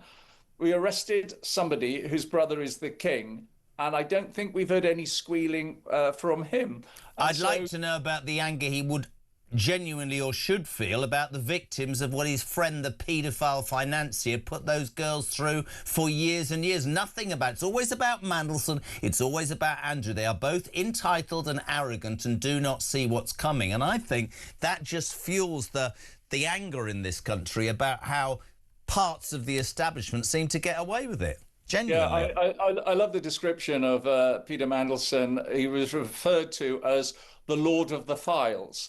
And I just thought that was superb. And the important thing for all of us is to ensure that those files are made public as quickly as possible. Well, there does seem to be some pushback from ministers like Sir Chris Bryant, who are hiding in the bunker of the police investigation, saying, oh, we've got to be careful, we've got to be careful. Well, I do hope that the Intelligence Committee are going to be the ones that decide what files we see. It's not just Andrew Mountbatten Windsor, where all the MPs kicked off yesterday. It's Peter Mandelson too, and his appointment, and what ministers knew at what time about the relationship that he had with Epstein. We need to know, and we don't want to see all these things redacted, or there's one suggestion that we may have to wait until Keir Starmer leaves Number 10 before we see some of these files. Well, at the rate it's happening, of course, that won't be long. And one of the things, I mean, you're absolutely right, that file story, he's been refusing to release all the Andrew files. He almost lost his job 2 weeks ago when his own MP said, hold on a minute, it shouldn't be down to you. This should be down to the police or the Defence Committee, the Security Committee, as you said. I just believe there will be many inside the government, many inside Parliament who are quaking in their boots. And I don't believe that the self-styled Prince of Darkness, right, is going to go down quietly. I really don't. I just and to me, it does reinforce the belief that out there, certainly amongst listeners and viewers, there's a feeling that if there is not greater transparency in politics and the royal family, there will be such a kick-off, there will be such a reaction that these people will be forced to perhaps show and behave as they should have done for years, Nigel, and didn't. Yeah, I think you're quite right as well, that there will be a lot of people in government thinking, oh, shavings. We already know, for instance, that Wes Streeting started removing a number of photographs of himself and Peter Mandelson. And then, of course, Wes gave voluntarily some of the texts between Mandelson and himself. You've already got some Labour MPs kicking off saying, yeah, but those are from that date. And what about the messages before that? So you're going to get a lot of ministers quaking. And you're right as well. What's Peter Mandelson got to lose now? He might as well, and my best advice to both him and Andrew is keep telling the truth. Just keep telling the truth. And there will be a lot of ministers. Some of them have already thrown Mandelson under the bus. Absolutely, they have. People like Gordon Brown and Keir Starmer. He employed Mandelson. He brought him back, for Christ's sake. What about Wes Streeting? He's gone quiet, hasn't he? Yeah, I can understand their embarrassment. Well, I know why Wes Streeting's gone quiet, because every cabinet minister has turned on him because of his unadulterated ambition to take over from Keir Starmer, and everybody expects it to happen shortly after the May local elections, most of which he tried to stop himself. And it was only when he got legal advice after a legal challenge from Reform that they, in the end, threw in the towel and have decided that these local elections will go ahead. Well, this is going to be the biggest statement on behalf of the electorate as to how well Keir Starmer is doing. And I suspect that as the results come in, it won't be long before Labour ministers and Labour MPs look after their own jobs. Whilst most people are losing theirs in the United Kingdom, they'll be looking after their own jobs, and Starmer will be out. You see how weird the world is? You're sat there in Dubai, you're joining the Jeremy Kyle Breakfast Show, and Keith in Oswestry says, just watching Nige in Dubai, I just want you all to know I was a project manager on the development behind him. There you go, see? Anyway, hurry home. Remarkably well. Hurry home. Don't bring your passport. We'll give you a house, we'll give you a job, we'll give you some crack cocaine and some heroin, Nigel Evans. Great to have you on. Mark in Selby, or is it Mark Selby, the world snooker champion? Interesting point there. Mandelson looking to do one to the Virgin Islands. I reckon Andrew Mountbatten Windsor's ears pricked up when he heard that. Michael's in Islington. He's talking about the schools thing. This whole boys wear. For me, it's bigger than boys wearing dresses. I said it earlier. I wonder how much is going on in schools that we don't know about. He says, Jez, these people, it's lunacy what's going on in schools. I'm so worried about my boys. I actually have been cut out of their lives and I can't get help to fight for them. What is going on? Sharon Miller, this Eustace government is paying the French 700 million quid a year to stop the boats. Can you tell me a boat that they have stopped? No, probably not. And Zoe in Lancashire, morning, Jez. So legalising drugs will solve what? This is the Green Party manifesto. Nothing apart from allowing more crime, more fights and rivalry between drug dealers and more deaths on our street due to killings between dealers and buyers. This is a dangerous, dangerous way. It is fantasy politics. Morning, Ian. Good morning, Jez. It's Ian from Home Firth. Where Zach Polanski's concerned, I think sunlight is definitely the best disinfectant.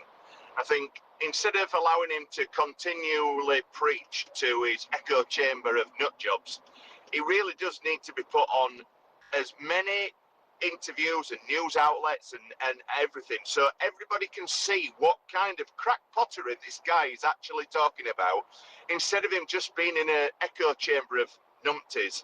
It's absolute lunacy. Anyway, keep up the good work, chaps.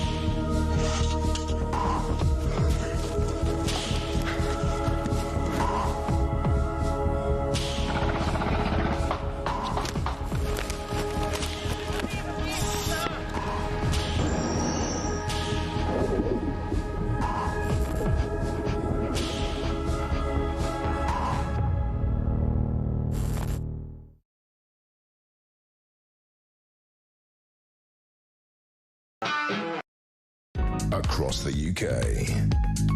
On DAB+. On YouTube. On your mobile. And on your side. This is Talk. Welcome back. 7:23. It's Wednesday morning, the 24th of February. Waking up to Talk, of course. The Breakfast Show. This is the home of Alarm Clock Britain's the home of common sense. You're waking up to the news that, yes, the Mail will tell you the Green menace is upon us. Yesterday, the Green Party came second in a national opinion poll. They want to legalise heroin, by the way, just so you're aware, and prostitution. They also want to give, they want open borders. Any bugger can come in. They want to give every illegal a free house, a free wage and NHS care. On top of which, more and more people are coming in boats, so we're still giving the French 700 million quid a year, and Bridget Phillipson, the Education Secretary, wants boys as young as 3 to wear dresses to primary school. Morning, Sean. John of Cheshire. Just been listening to the Green Party's latest plan.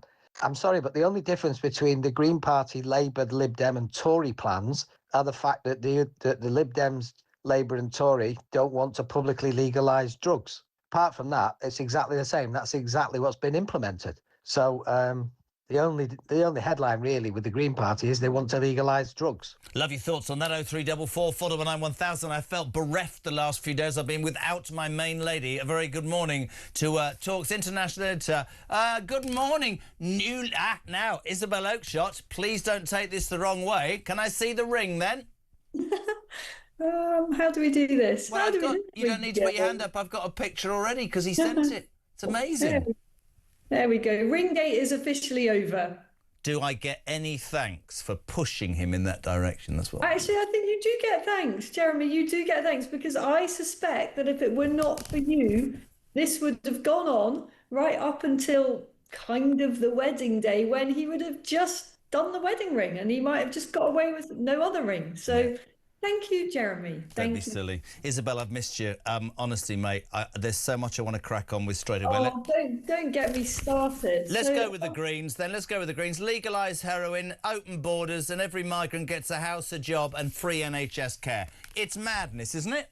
It's complete madness. So, unlike Nigel Evans this morning, I'm not in Dubai. I'm sitting here looking out over the glorious Thames, and I back to the UK the night before last, and one of the first things I had to do yesterday morning was go to Euston Station, where I went into the Pret to get a coffee to try to get through the morning experience at Euston Station.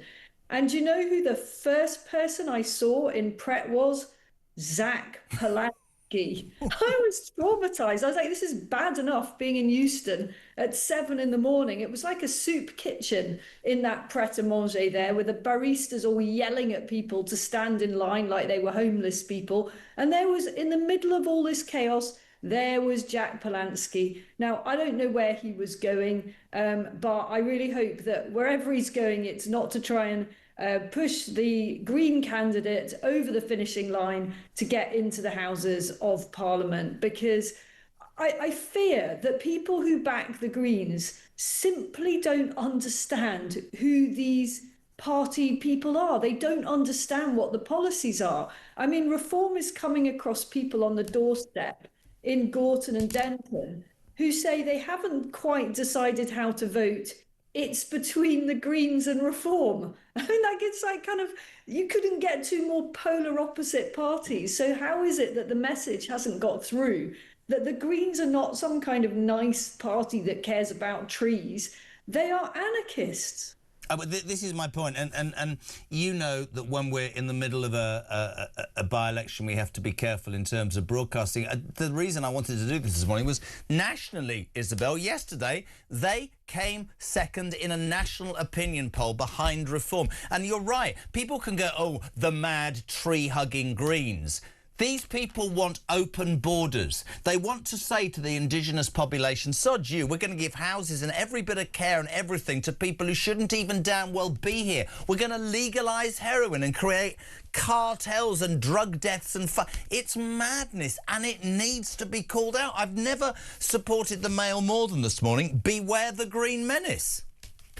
I mean, they're really, really dangerous. And if you think how much damage this Labour government has done to our wonderful, once even greater country, in the short space of time that they've been in power. Well, try multiplying that for the danger that is posed by the Greens. You know, if you think that it's completely bonkers and frankly really sinister for our education secretary, Bridget Phillipson, to be saying it's okay for boys to wear dresses to school, well, imagine that 100 times over under some kind of green regime. It's not going to happen. The Greens are never going to get into power, but we don't want any Green representatives of this madness in government. We just don't. It is dangerous, and it will not do anything other than make the disaster that has befallen our country much worse. You touched upon Bridget Phillipson. I played the clip earlier. I'm not going to play it again because it's awful. But basically, she says that boys should be allowed to wear dresses to school. Now, before we get into the whole debate, because people will jump up and down and have a go at you and me, to me, it's really simple. You look at that, you look at puberty blockers, you look at... In fact, we don't even know what's going on in so many state schools. I fear for our kids. Why is there this expressed desire to not allow kids to grow up and develop naturally anymore? And as somebody else said, Isabel, they should be being taught, you know, the 3 R's, not being encouraged. I mean, my granddaughter was taken into a class and they had a lesson on stress. And when her mum went, "Go to bed, Isla," she went, no, I'm feeling rather stressed now. We've been taught that at school. What's happening? There's almost this mad ideology in schools. Oh, it's not almost this mad ideology. It is absolutely mad ideology. It is all the way through the teaching unions. This crazy left-wing ideology has gripped our educational establishment. And when schools try to do things differently, as in the greatest example being the Michaela Academy in North London, run by the incredible Catherine Birbal-Singh, you know, they come up against the most incredible opposition from the educational establishment, even though Michaela's results are exceptional, outstanding, beating pretty much every other school with often the most deprived intake of pupils. And, you know, Catherine Birbal-Singh believes in having a Union Jack flying outside the school, not the rainbow flag. My view is that all schools should have a Union flag flying outside them as part of who we are, our British identity. And I simply don't agree with boys being allowed to wear dresses at school. I think this is a peculiar form of cruelty. We do our little ones and our teenagers no favours whatsoever by enabling extremely psychologically disturbing flights of fancy. Completely. I heard you say earlier, there will be a very small number of people who genuinely have some kind of issue which our wonderfully tolerant society can help address when they're older. But it does not help them in any way to muddle their minds when they're little. You know, my children at the moment in schools in a country where boys have to be boys, girls have to be girls for the time that they're in the education system.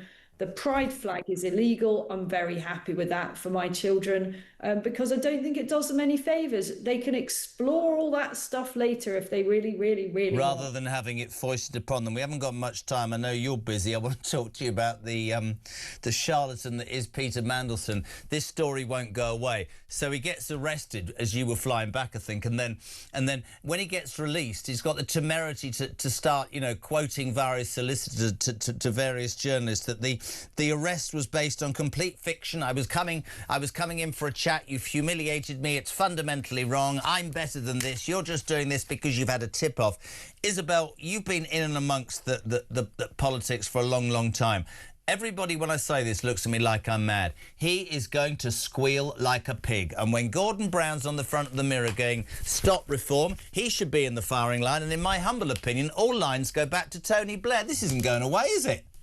Oh, absolutely not. I mean, I saw a headline in one of the papers this morning. This is turning into Starmer's Watergate. And you're right. You know, Peter Mandelson, that arch spinner, that's how he started out, you know, being a spin doctor. In fact, we didn't really know the expression spin doctor before Peter Mandelson. He kind of coined that whole thing.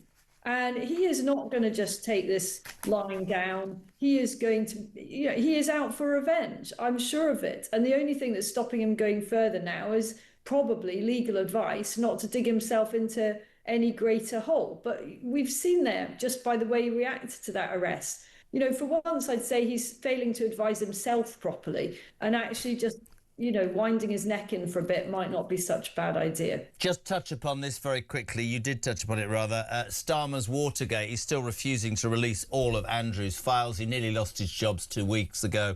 We talk about it the whole time, but this, I believe, will finish him off after May. Absolutely, 100%. I mean, it's extraordinary when we think about it. Cast back 2 to 3 weeks, whenever it was, it feels a lifetime ago. We didn't think that Starmer would actually survive that week, and yet he's there. And if things have seemed to have temporarily stabilised, let's see what the outcome is in tomorrow's by-election and whether that helps his position or doesn't help his position.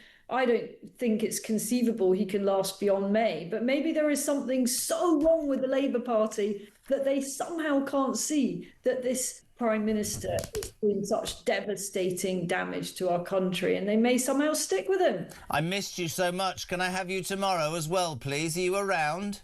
Let's see what we can do. You're a legend. Have a great day, and I love the ring. Fantastic. Well done. Isabel Oakeshott talks international editor, touching upon there several things. We talked about the Gorton and Denton by-election. It is, of course, tomorrow. There's a thing. I'm very honest. People go, what you say there? We have to, there are things called Purdy you have to do. I need to name the confirmed candidates for tomorrow in Gorton and Denton. Nick Buckley will stand for Advanced UK. Charlotte Cadden for the Conservative Party, Dan Clark for the Libertarian Party, Matt Goodwin for Reform, Sebastian Moore for the Social Democratic Party, Joseph Omiche for Rejoin the EU, Jackie Pearcey for the Liberal Democrats, Hannah Spencer, the Green Party, Angelica Stoggia for the Labour Party, Hugo Wills, the Communist League, and Sir Oinkalot for the Monster Raving Loony Party. On Friday's breakfast show, which I will be doing, we will have reaction to however that works out in Gorton and Denton from voices across the political spectrum. And actually at 9 o'clock this morning, Sir John Curtis, that legendary sort of pollster, will be here to talk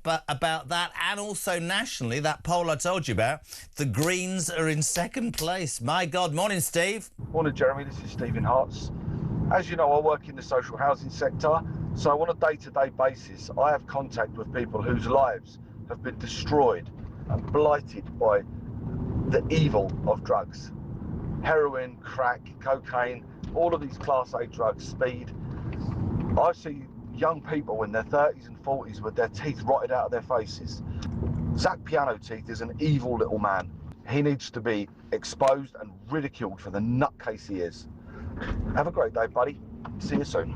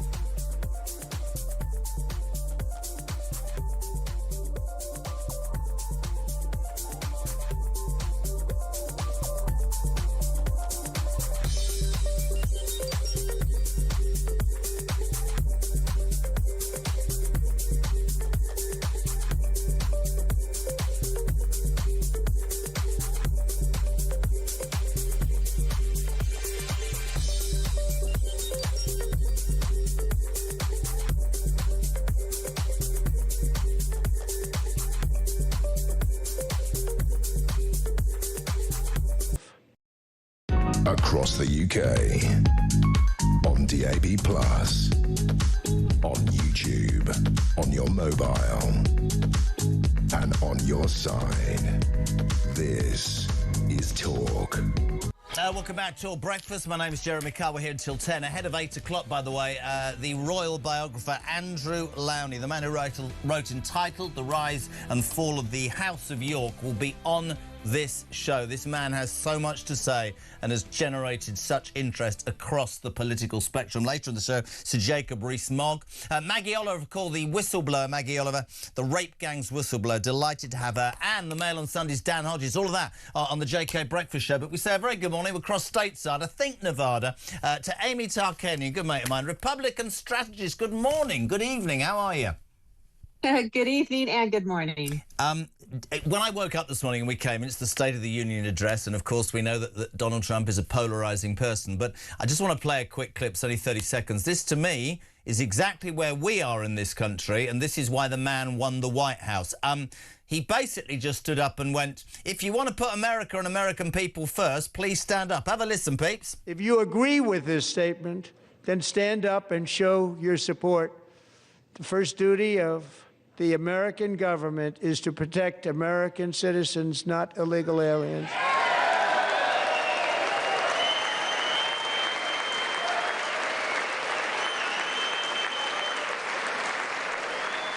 And Amy Tarkanian, not shockingly, but I think it says a lot, every single Republican jumped to their feet and every single Democrat kept sat on the chair. What does that say?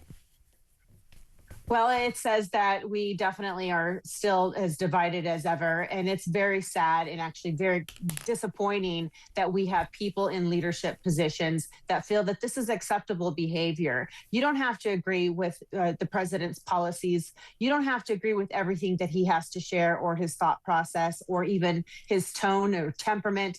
But this is something that should be unilateral across party aisles, something that is a top priority to make sure that Americans are safe and secure.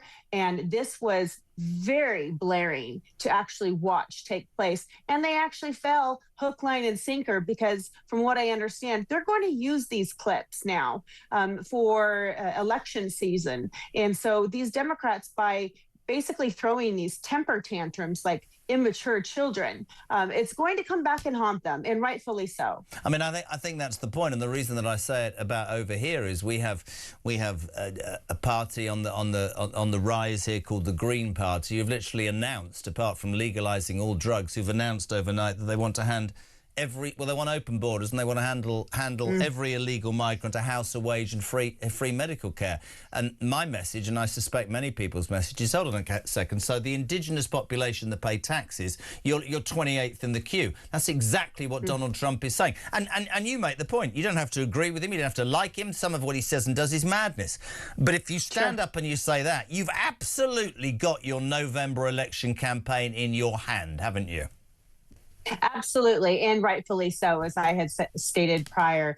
This is something that should be a no-brainer. This should have been a very easy applause line. This should have been, something where it could show the constituents back in their districts that they actually care, that they actually think about them and prioritize them. And we're not saying that the people who come over here illegally are not human beings and that they are less than, but we are a country of laws. There are rules in place. So we have to make sure that we are following, every measure necessary. And of course, we need to put safety first. Completely agree. He also, he sort of boasted of a roaring economy, the State of the Union address. Obviously, he's going to do that. Last week, the Supreme Court, some of the judges that he put in turned down and, in fact, cancelled his tariff policy. What's the truth on the ground in the States? He talks about Iran, he talks about ending world wars, but he came to power talking about changing the lives of ordinary Americans, has he? Sure. Well, I think his intentions are definitely there, good intentions. However, once again, we do have rules, laws that need to be upheld. And so for the tariffs, as example, the Supreme Court said that they were being used illegally because he needed to go through Congress. He couldn't just do it unilaterally. And so this is going to cause a big problem because now you have massive companies like FedEx, Revlon, and Toyota that are now saying, hey, listen, we now need to be reimbursed. And so now that's in the process. And that's probably going to cost the taxpayers even more so in the end. Listen, I couldn't agree more. Is there any sign in the States of, we keep talking, he keeps talking about an invasion of Iran, attacking Iran. He said, I will never, ever allow Iran to have a nuclear weapon. Is that the next thing that the American people are waiting for? Is it a fait accompli in your mind, Amy? Well, people are holding their breath, and there's certainly hope that's not the case. But this has been going on for decades. They've been hiding their nuclear access, their weapons that they've been building behind closed doors, and this is just something that they've never adhered to. They've never followed through on their promises. So we now have a president who is fearless and is not afraid to call them out, and to call them out with as much strength as possible, no matter what that may look like. But we are definitely hoping that it does not come to that. It's great to have you on. I know you stay out well late in Nevada. My best mate went to Nevada yesterday, so you probably bump into him. Amy, great to have you on. Amy Tarkadian, Republican strategist there, 17 minutes to 8. One of the things that we set out to do with this show, right, apart from saying, look, it's about alarm clock Brits and people who want to have their say, because that's what common sense should be about. All sides of the argument is, what's really interesting is sometimes when you step back from politics and policies and you get real stories. Now, this morning, front page of the Mail, we're all up in arms. People are going, the Greens, they're mad, they're nut jobs, they want to do this, they want to do that. They want to legalise hardcore drugs, like heroin, OK? That's what they want to do. If you have young ears listening, you might want to shield them, because this next call is what I used to do. This is Damien, and this is his personal story. Morning, Damien. Morning, Jezza. Just a quick one about that absolute tool, Zach Polanski, and his plan to legalise heroin. Now, a bit of a backstory. I'm the product of a mother who was addicted to heroin. As a result of that addiction, I spent my most important childhood years being battered from pillar to post around different foster parents, because her drug addiction meant she couldn't care for her children, all 4 of them. Right. I'll never forget one Christmas, waking up, coming downstairs, no Christmas presents, mother in bed, because she'd spent the whole night before jacking up to heroin. Now, had heroin been legal, she'd have probably had it more and ended up dead. Thankfully, she's now clean, and I didn't turn out to be a wrong un, because I used her as an example of what not to do as an adult. So Zach Polanski can do one. He's an absolute muppet. Anyway, keep up the good work.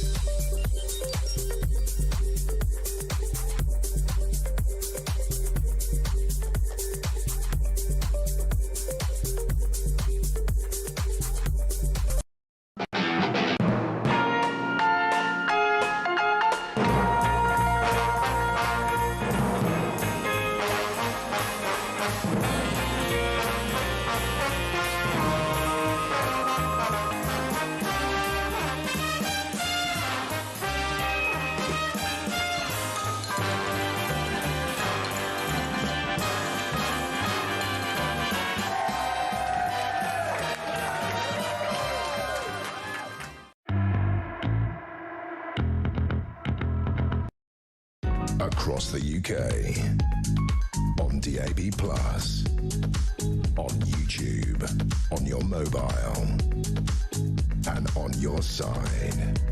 This is Talk.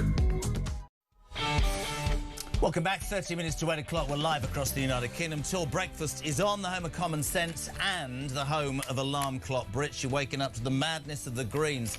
I think that last call from that guy sums it up. It's all right to stand up, is it, and say, oh, I want to legalise heroin. The real horror of hardcore drugs and what it does to homes, families, communities. Zach Polanski, you don't know what you're talking about, apart from wanting open borders and to allow every migrant to have a job and a home and whatever. The old French, though, we're still paying them 700 million quid a year and they haven't stopped hardly any boats. I think 41,000 illegal migrants have reached the UK in a small boat in 2025 last year. And also, by the way, it's 17 degrees for the next few days. So I suspect the old boats are going to start coming again and Starmer's got no answer whatsoever. You're also waking up to the news that the Education Secretary, Bridget Phillipson, is part of a government that only thinks it's OK to give puberty blockers to 8-year-olds so that they can test them like lab rats, but also it's all right for kids, boys, in primary school to go to school in dresses. That, my friends, is the United Kingdom on Wednesday, the 25th of February.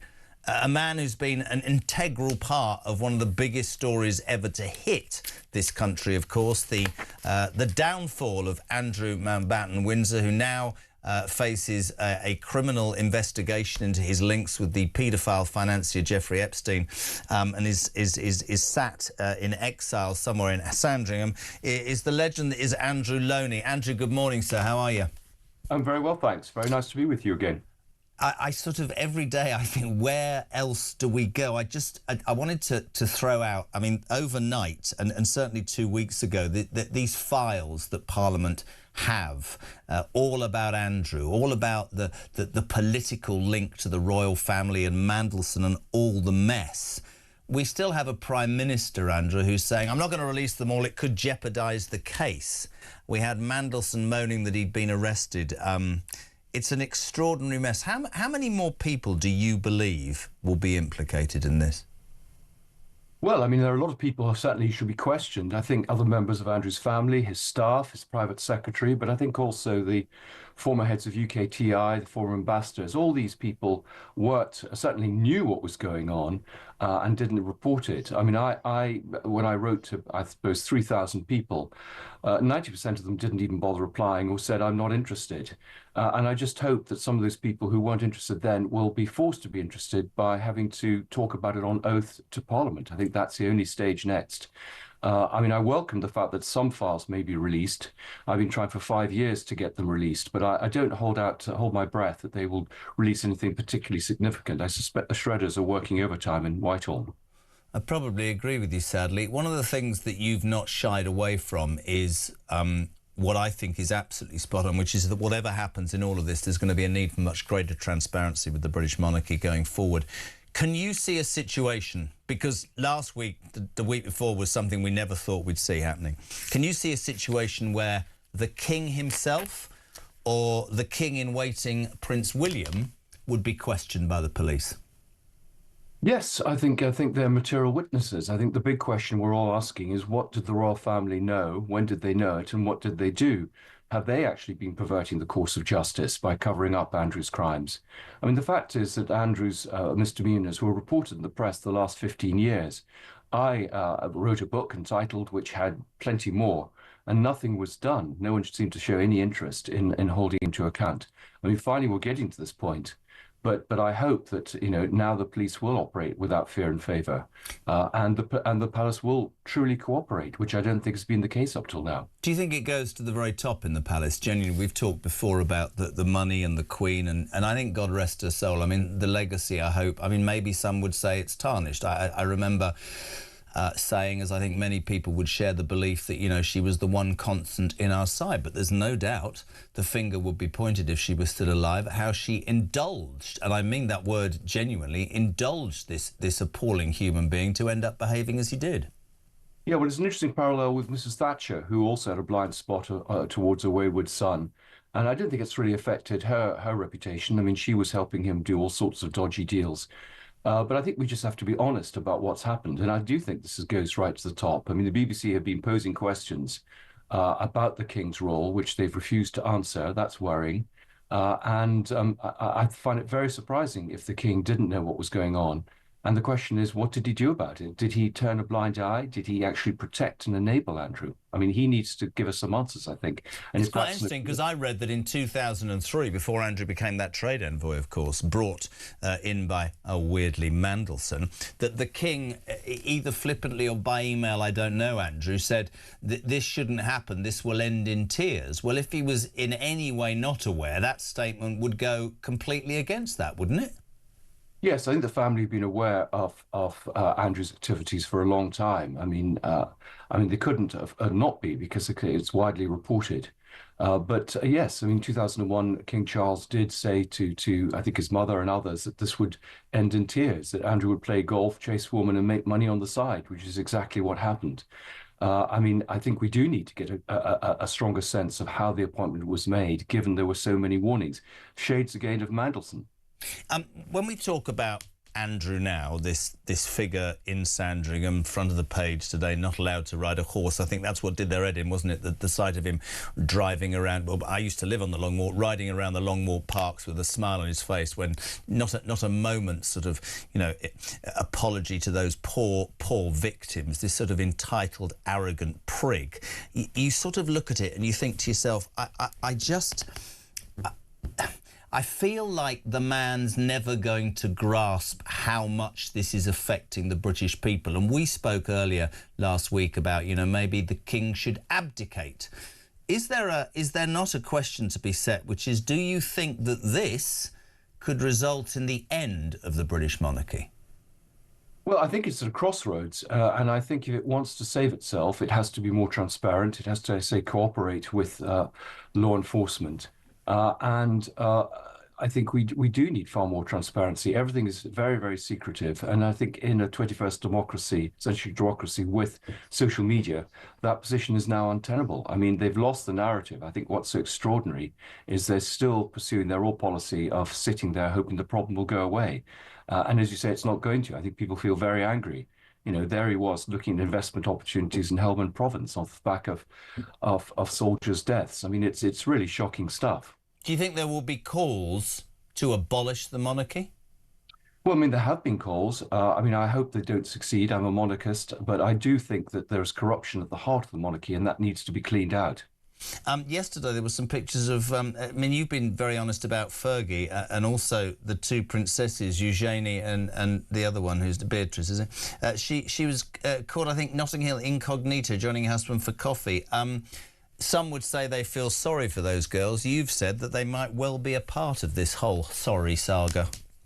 Yes, it's very much a family business. I mean, I've kept off some of that stuff, but I think if the king feels necessary to bring them close and protect them, then, these stories about their involvement in their parents' business activities will emerge. Are you saying that they benefited from some of the business deals that their parents got through Epstein and those contacts? You're saying that the girls are implicated in this? Absolutely. Money was put through their accounts, gifts were given to them as a way of compensating their parents. Unbelievable. Sarah Ferguson, you and I both share the belief that she needs to be questioned. We talk about having a sort of level understanding. This woman was desperately trying to break into Hollywood, Kinsey was telling us this morning, literally days and weeks before ex-husband Andrew's Epstein arrest. This woman is so deluded that she thought that she still has some sort of story to tell. Do you think she'll ever wise up? No. I mean, she is a great, who I describe as the Houdini of the royal family. She'll bounce back and escape somehow. And because she's completely shameless, and there will be naive people who will pay to buy books by her and watch interviews, she knows that she can always monetize her position. That's all she has. The one thing I wanted to ask you about Andrew, we've seen accusations about young girls, Epstein's houses, flights, the Lolita Express, and logs being thrown out. Sex trafficking is a crime. I read a story yesterday about how he would abuse protection officers for not letting young girls in short skirts with no security clearance up to his chambers. How sordid does it get? I mean, you don't have to say, but how sordid does this tale get? Oh, I think it's got a long way to go. I mean, there's a lot of material I couldn't put in the book for legal reasons to do with underage girls. The way I think it's going, I think it should go, is this is a national security scandal. The fact is the royal family were penetrated by Russian and Chinese intelligence because there was no oversight and they were greedy. And I think that needs to be addressed. I mean, this isn't just a story of sexual and financial misdemeanors. It's one about the safety of this country. But there's my point. He was arrested, or rather questioned and arrested over, quite rightly, his role as a trade envoy and state secrets. Why do you think he hasn't been arrested for the sex abuse claims so far? I think sex trafficking is much more difficult to establish. You need to find the victims. You need to get them to agree to give testimony. And the problem is a lot of these women are unknown. I mean, they were just a name, a girl on a flight log. A lot of these logs have been destroyed. I think that's one of the other problems. Either amnesia or a lot of destruction of documents. So it's really hard to mount the case and to investigate. But I hope that, women will come forward and will be prepared to testify, because clearly these are serious charges and he does need to be held to account for them. And I think that's the point, isn't it? When these things gather force, Andrew, when people read, hear and see on a daily basis, it might give those women the strength to believe that they can be heard and they can be believed. Because the one thing for me in all of this is Andrew has never apologised, which I find completely repugnant. I think that, is the thing. Just to finish, if you, because you've been right all along, if you were advising the royal family right now, what would Andrew Loney tell them to do? Well, to come clean, be honest. We need to clean out the stables. Let's have a reset. And if Charles is complicit in this cover-up, which I believe he is, then I think he has to fall on his sword. This will define his reign. But I think it could be defined in a positive way, that the royal family have kind of woken up and sniffed the coffee and actually made themselves fit for purpose for a modern democracy. Mate, it's an absolute pleasure as always. The work you've done, you deserve so much credit. Andrew Loney, thank you so much indeed for joining us on Talk Breakfast this morning, almost 8 o'clock.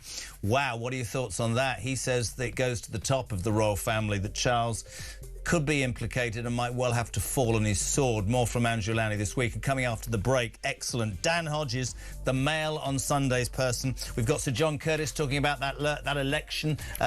Yesterday, an opinion poll had the Greens in second place. We've also got Sir Jacob Rees-Mogg. They're all coming up between now and 10 o'clock. But most of all, we want you on the show. 0344 499 1000 for your voice notes, and 87 222. Start your message with the word talk for your text. We, though, will take a break. We've got the news at 8. It's next on Talk Breakfast.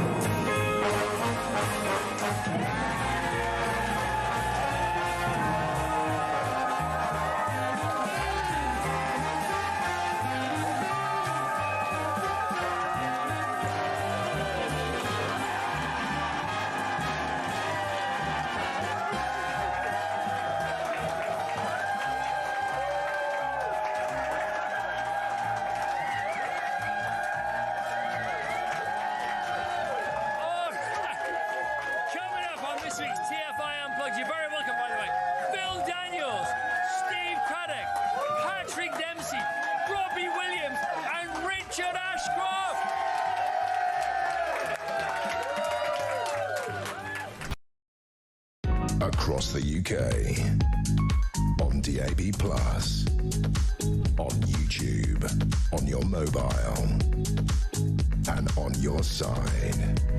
This is Talk.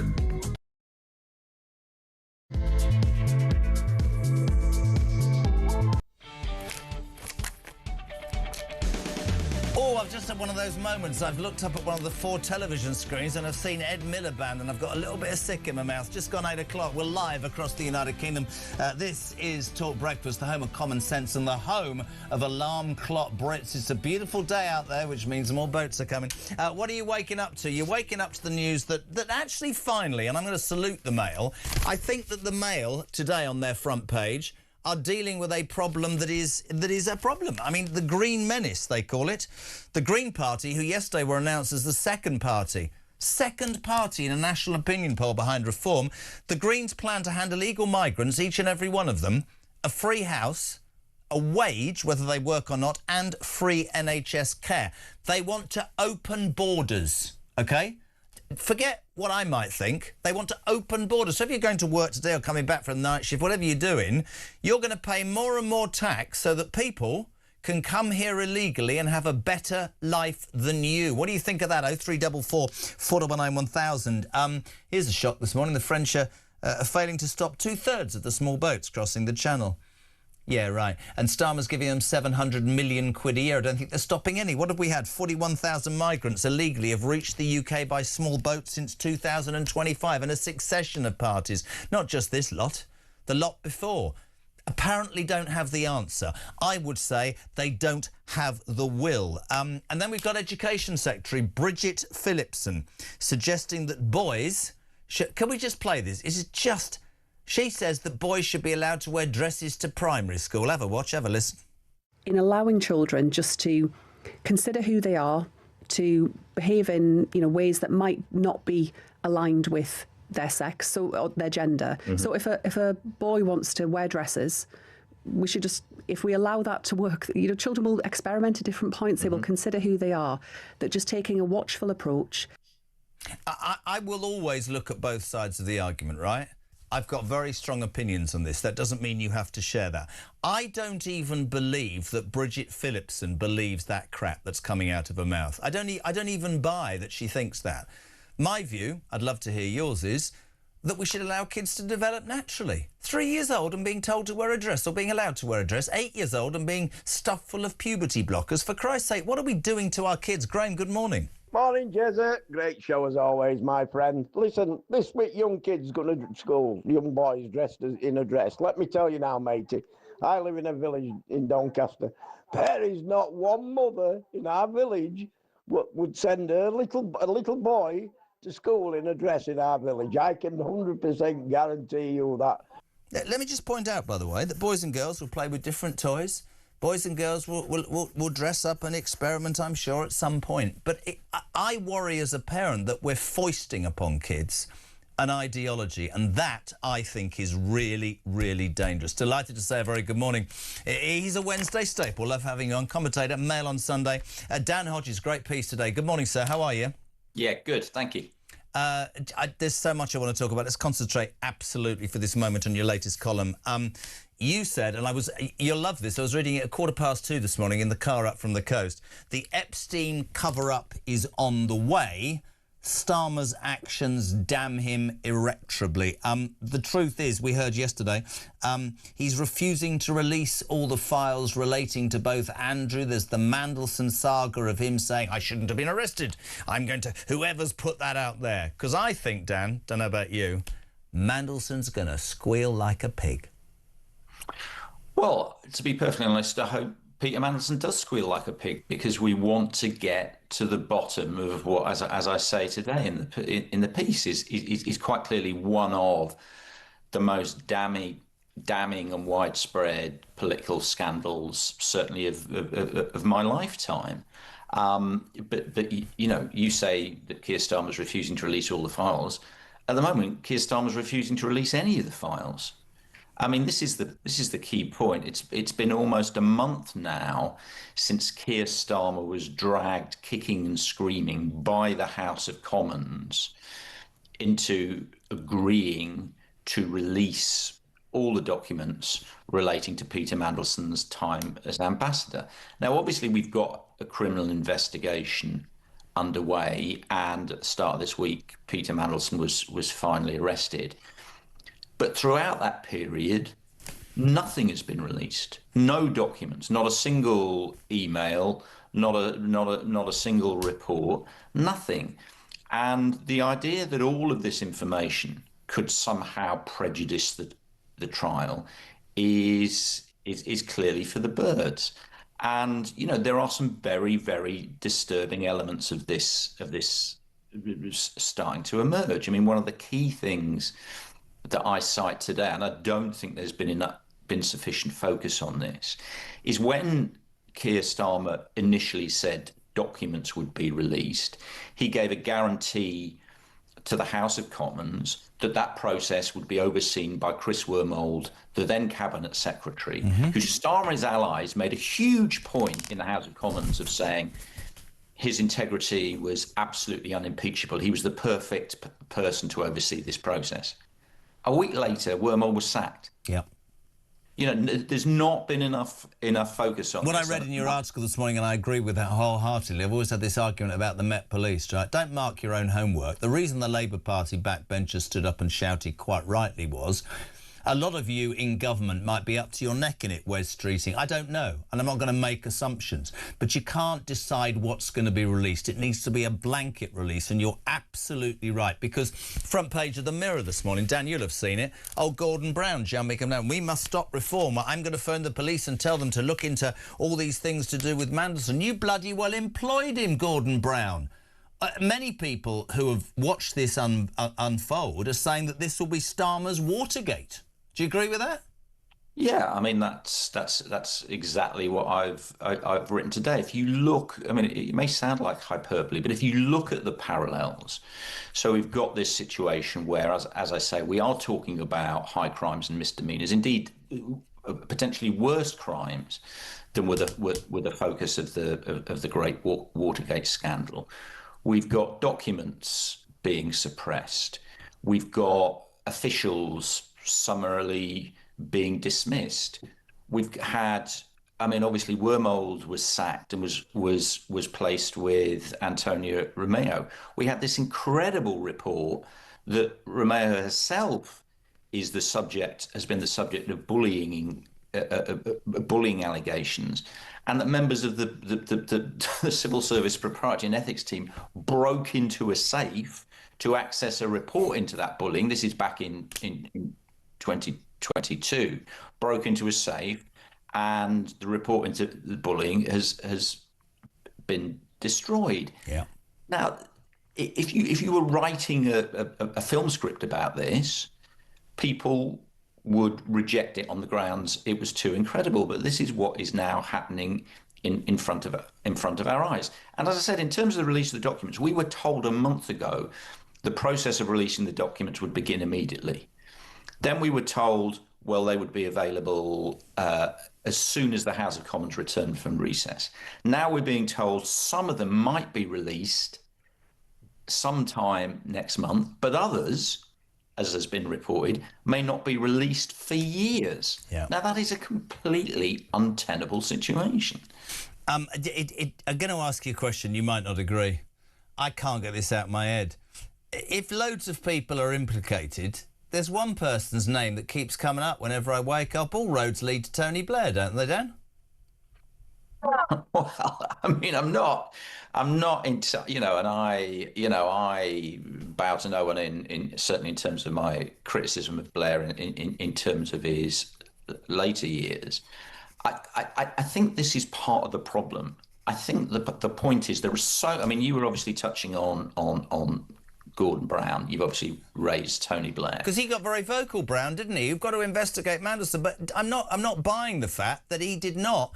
He brought him back, gave him a peerage, made him first Secretary of State. This man could be mired as much as the next man. I don't know. Obviously, and there are issues relating to obviously Prince Andrew's appointment as a trade envoy. Yeah, and you're right. This does spread far and wide. But the key to it is, if we want to get to the bottom of all of this, we have to have access to the evidence. Yeah. And there is one person at the moment who has responsibility for releasing the evidence and is refusing to release the evidence, and that's Keir Starmer. And I think that's the point. People need to keep, very tightly focused on the issue. The House of Commons forced Keir Starmer to release the documents. We have still to see a single document. We have a continuing process of tomorrow, next week, next month, they'll be released. Some of them will be released. I'm going to be completely honest. I'm not sure we will get to see the documents that we need to see. Maybe we'll only see it, as somebody said this morning, when Keir Starmer's thrown out of office. Yeah, at which point, potentially, in a couple of years' time, although obviously Keir Starmer may well be thrown out of office in a couple of months. But the point is, what I suspect will then happen is any successor will come in and say, look, come on, do we really need to... This is old news. Keir Starmer's gone. This happened on someone else's watch. Do we really need to rake through all this... All these issues? Let's just move on. There's so much in that article. I would recommend people read it today in the Mail. It's an excellent piece by Dan. I just want to ask you about a couple of other things, because your paper this morning, and I've been saluting it all day, Sarah Vine writes, the biggest creep in British politics, Zach Polanski. The front of your paper says, beware the Green Menace. This documentation that the Mail has managed to attain, which says that the Green Party, if elected, would plan to hand illegal migrants, each and every one of them, because we'll have open borders, free houses, free wages without a job, and NHS care. They also want to legalise hard drugs. I don't want to talk specifically about by-elections. I'm basing this on the national statistic yesterday that showed the Green Party in second place. Frightening times, isn't it, Dan? Well, it is frightening. I mean, when you've got a party with these policies in second place in the opinion polls, it's obviously very alarming. But the issue is, I don't actually think there are significant numbers of the British public, even people, frankly, on the left of politics, who support this raft of policies. But what you're seeing now, and this is a fundamental point that we will see, I think, arising out of the by-election, is we're currently seeing a situation where the Labour Party's vote is collapsing, if you like, on two flanks. So, you know, traditional working class Labour voters are abandoning Labour for reform on, if you like, the right flank, and sort of more liberal middle class, maybe younger voters on the left of the party, who traditionally voted Labour, are now abandoning Labour for the Greens, not because they're particularly convinced by what the Greens are saying, or Zach Polanski and his, you know, his psychic breast enlargement. Do you not know what I call him, Dan? I call him hypno-tits. I make no secret for it. I'm sure it'll catch on. Not because they're basically sort of being convinced by it, but they, like everybody else, people on the left, are as disillusioned with Labour and Keir Starmer as everybody else. And that is the fundamental problem. It is Keir Starmer that is opening the door to the Greens, rather than, I think, the Greens convincing people with the wisdom of their political agenda. I completely agree. Listen, it's always a pleasure, and I would absolutely say to anybody, go read that article by Dan in the Mail this morning. Fantastic piece, my friend. Thank you as ever. We'll see you next week. Dan Hodges from the Mail on the Mail on Sunday, 8:15. We're live across the United Kingdom. Maddie, good morning. Morning, Jezza. This is Maddie calling in from Essex. I can't believe the views of Bridget Phillipson when it comes to our children, and I'm lost for words. This is Bridget Phillipson, the Education Secretary. I'm not even going to mince my words, because my son wants me to say good morning to him. Morning, Oliver. Morning, Iris. Have a good day at school, mate. She thinks, Bridget Phillipson, that boys as young as 3 in primary school should be able to wear dresses. Just imagining Victoria driving now going, oh, my God. And Ollie will go, can I wear a dress? Don't even start. 0344 419 1000. Text to 87222. It's JK on breakfast. We'll head to College Green in the morning sunshine. He's got the gig today. Andrew Bowie, or Bowie MP, former Energy Minister. How are you, sir? Yeah, I'm good. How are you? Well, I think you're a lot better than those poor buggers who have spent most of the winter standing there with the wind howling and woolly hats and gloves on. And oh, there he comes. Look, there's the idiot behind you with the placard. Go get a job. Andrew, a very good morning to you. Thank you. Sun brings them all out. Yeah. Good Thank morning. you for joining us. So much I want to talk to you about.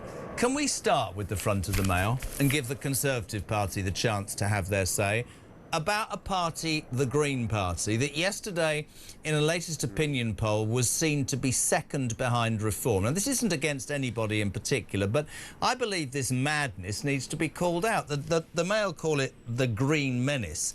Apart from legalising every single drug and opening borders, they make a plan guarantee to give any illegal migrant a house, a job and free dental and NHS care. total madness, Andrew?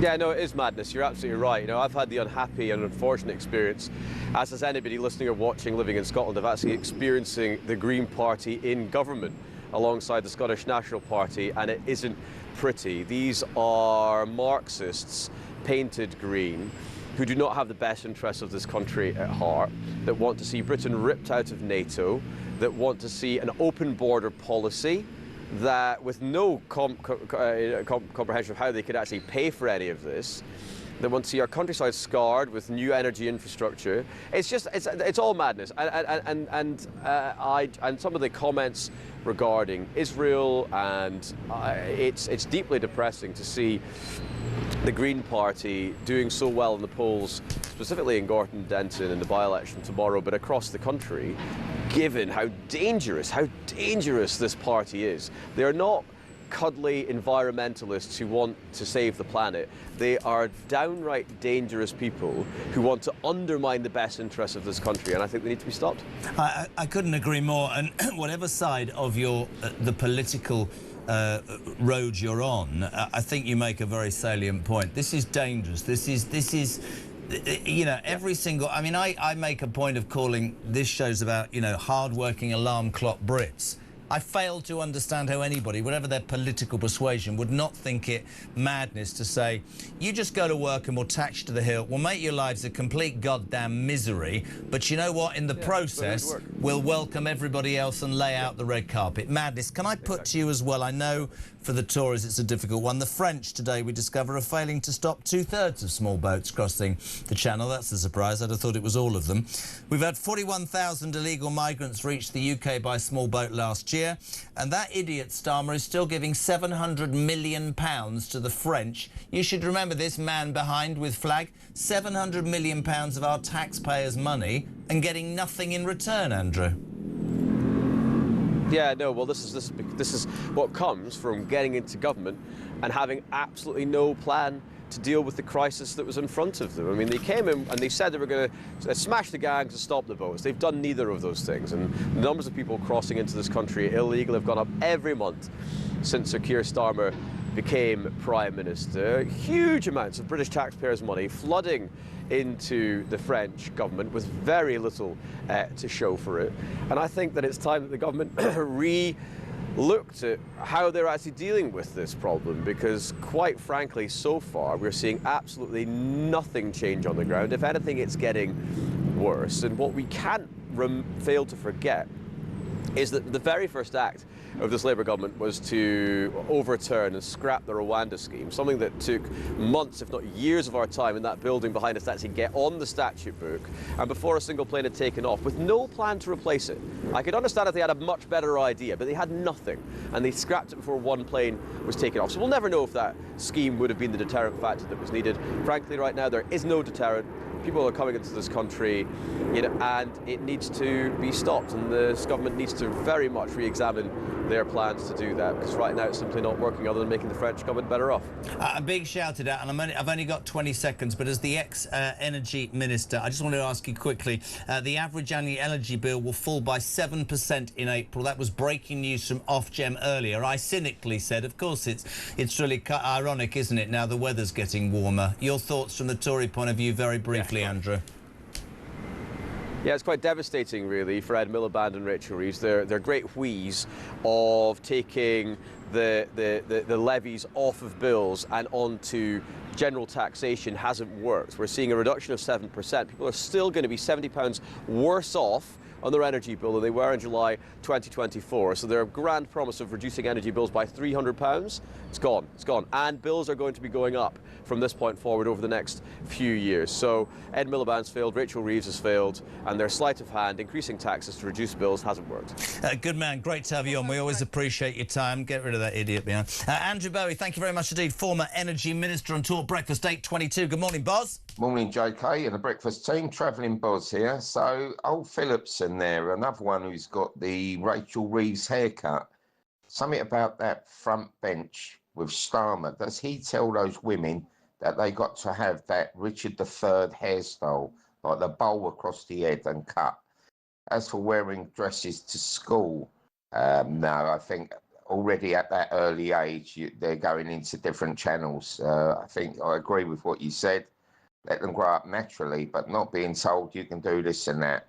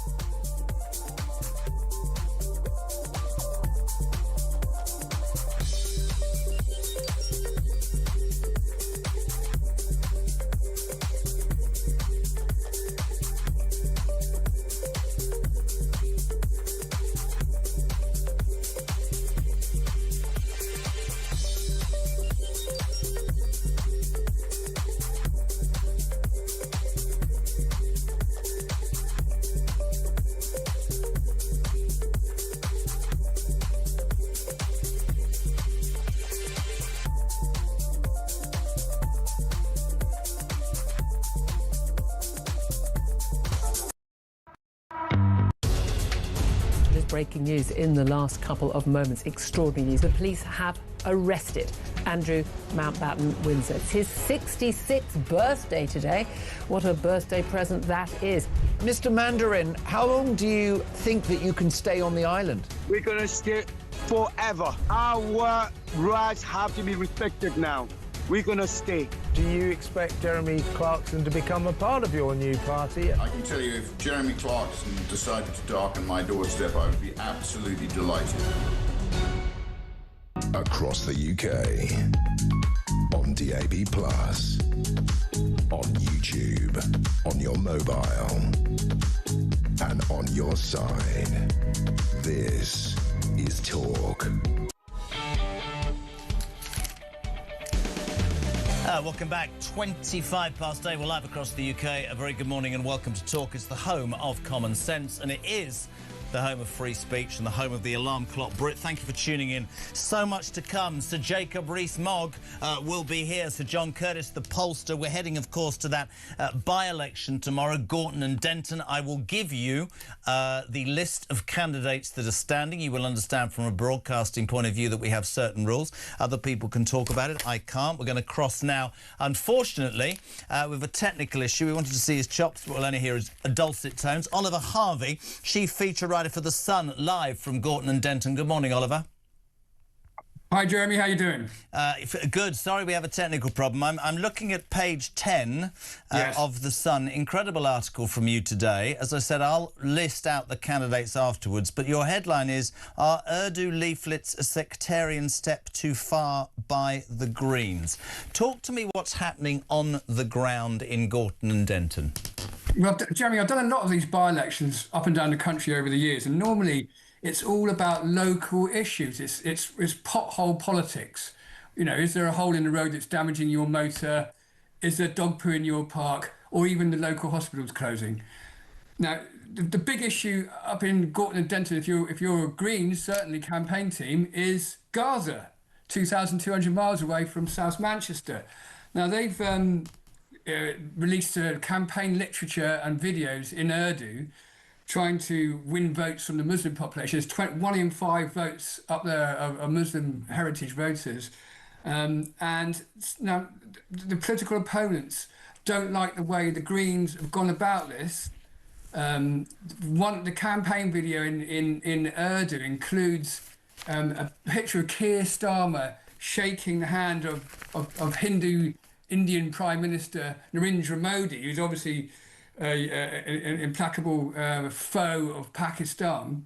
And there's also the Greens have distributed these leaflets in Urdu saying Labour must be punished for Gaza. So the accusation is that it's turning into a sectarian election up here. And causing division among communities. In terms of factual detail from me, of course, in the last general election in July 2024, 5 Labour MPs, including Jonathan Ashworth, who I count as a friend, one of the better ones, to be fair, lost their seats to 5 independent MPs who now sit alongside Jeremy Corbyn in Parliament on the Gaza issue. And, of course, my opinion would be whatever political party is being representative of Gorton and Denton, you would think absolutely that the role of an MP is to be concerned about things in the local community. That's the link between central government and local communities. There's no doubt this is happening, and it's no doubt interesting that the public are becoming more and more aware. You might be aware, front of the Mail this morning, I've been going on about it, Oliver, all day.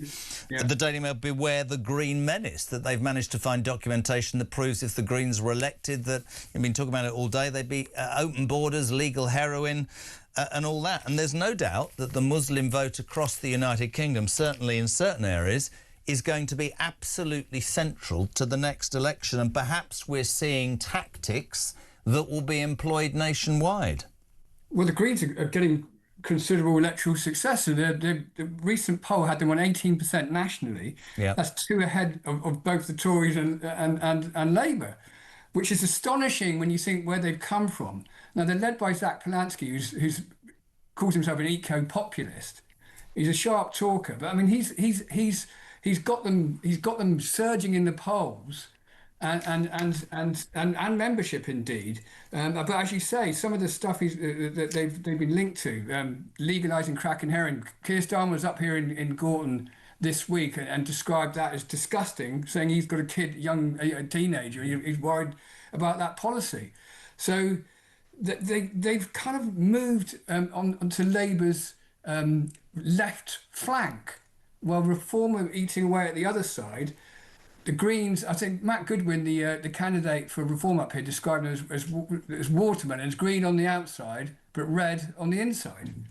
I find the whole thing, look, it's a seminal moment, not just tomorrow, but what is happening. And it's really important that articles like yours highlight what's going on. I mean, we've got Sir John Curtis on later. He'll talk from a polling point of view. But on the ground, what's your feeling on the ground, just to finish, in terms of where you believe, as a writer for The Sun, that the election might or might not go?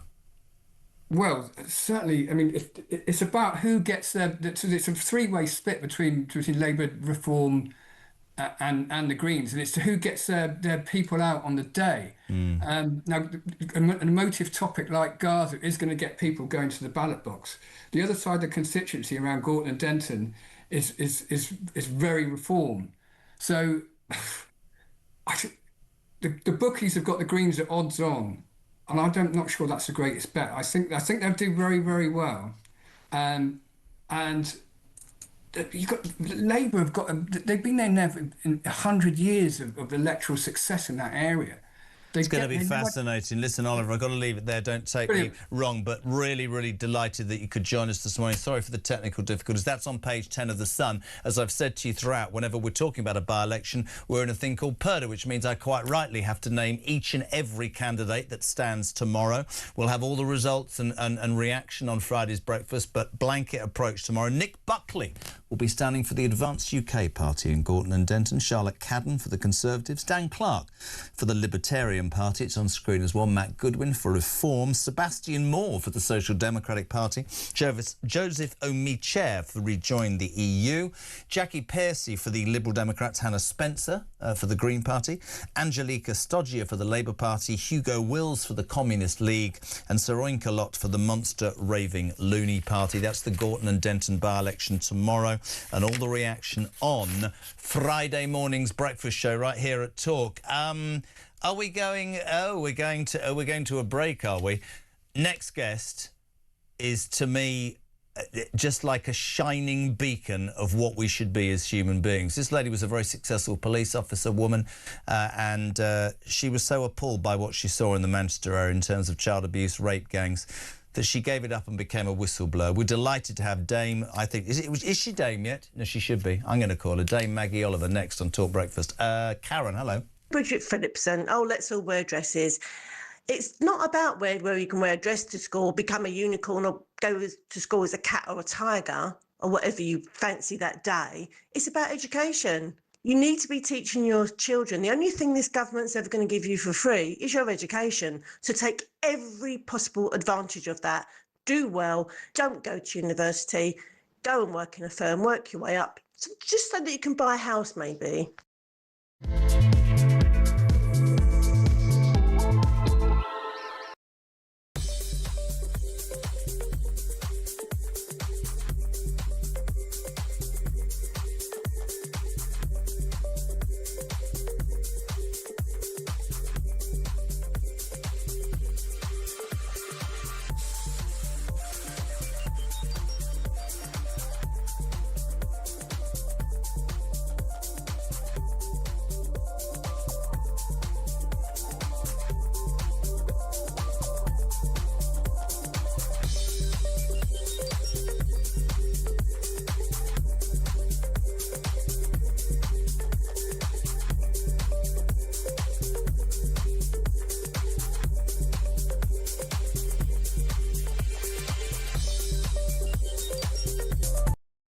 Across the UK, on DAB+, on YouTube, on your mobile, and on your side. This is Talk.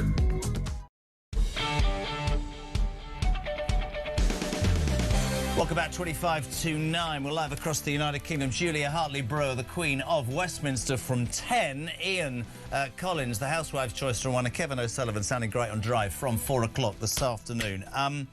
One of the things that has sort of been a steadfast feature since we started doing the show, but in fact for this station for a long, long time, and it's so important, is the grooming gang disgrace, the rape gang disgrace that's been manifest across this country, that still this government, and governments before, I should say, have refused a public inquiry. Starmer's still under pressure. And one of the things that we picked up from listeners and viewers is that there is real concern that whilst there's so much attention on Epstein and the rape gang, on Epstein and the paedophile, how it affected so many sad and poor victims, and Andrew being dragged in and the politicising of it all, what about the rape gang victims in the United Kingdom? Well, here's a woman who has forever made that the #1 part of her life. Maggie Oliver, where have you been all my life? How are you?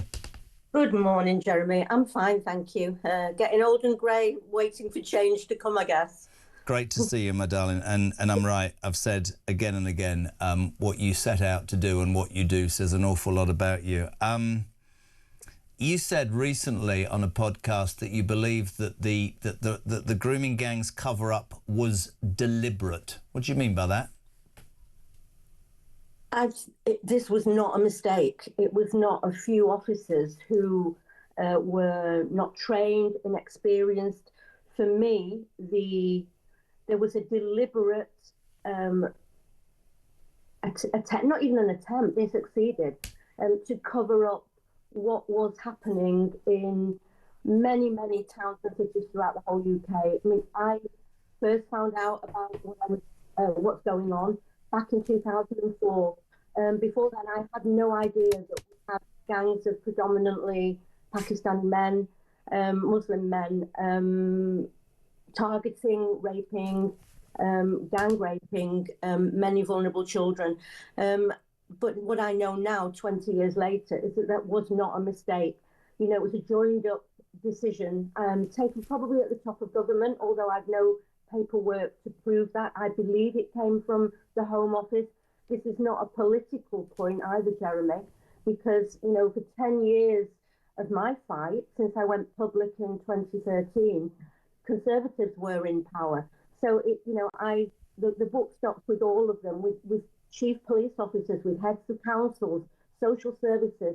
We hear a lot more now because the public are aware. Let me jump in because the line's not very good. Can we just try?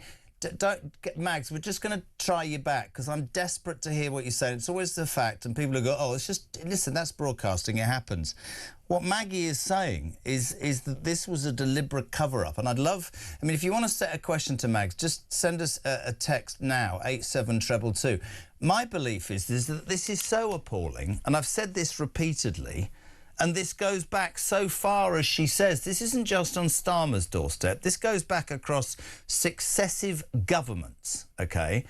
This centres on not just politicians, nationally and locally, but police forces, social service workers, all these sorts of people. Why? This is my question. Please get her back. Why has there been a cover-up? How many people are implicated? And you know what? I get the listeners who are saying, of course, they feel very sorry for the Epstein paedophile victims. But these rape gang victims, these young white girls, there's the faces of men who were found guilty. Their lives are in the Kazi forever, right? Never to recover. And if it wasn't for Maggie Oliver and for stations like this and for people who consider this to be an absolute abhorrence as it is, then this would have gone unchecked. And it does beg this question, whether people like this or not, OK? If the police deliberately weren't able to investigate this for fear of upsetting the Muslim community or other communities, then where are we at? I'll tell you what we're going to do. We're going to try again? Right, Maggie, you're back. How are you? I'm all right. Sorry if my signal's not good. Don't worry. I really appreciate it. It's not about this political party, as you said. It's almost like it's an establishment cover-up. Why?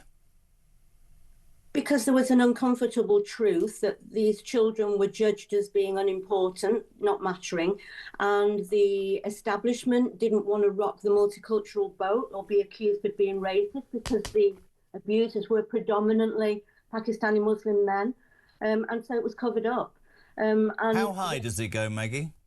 For me, it goes to the top of government, to the Home Office, because it's inconceivable that we have a repeat of the same failures throughout the whole country.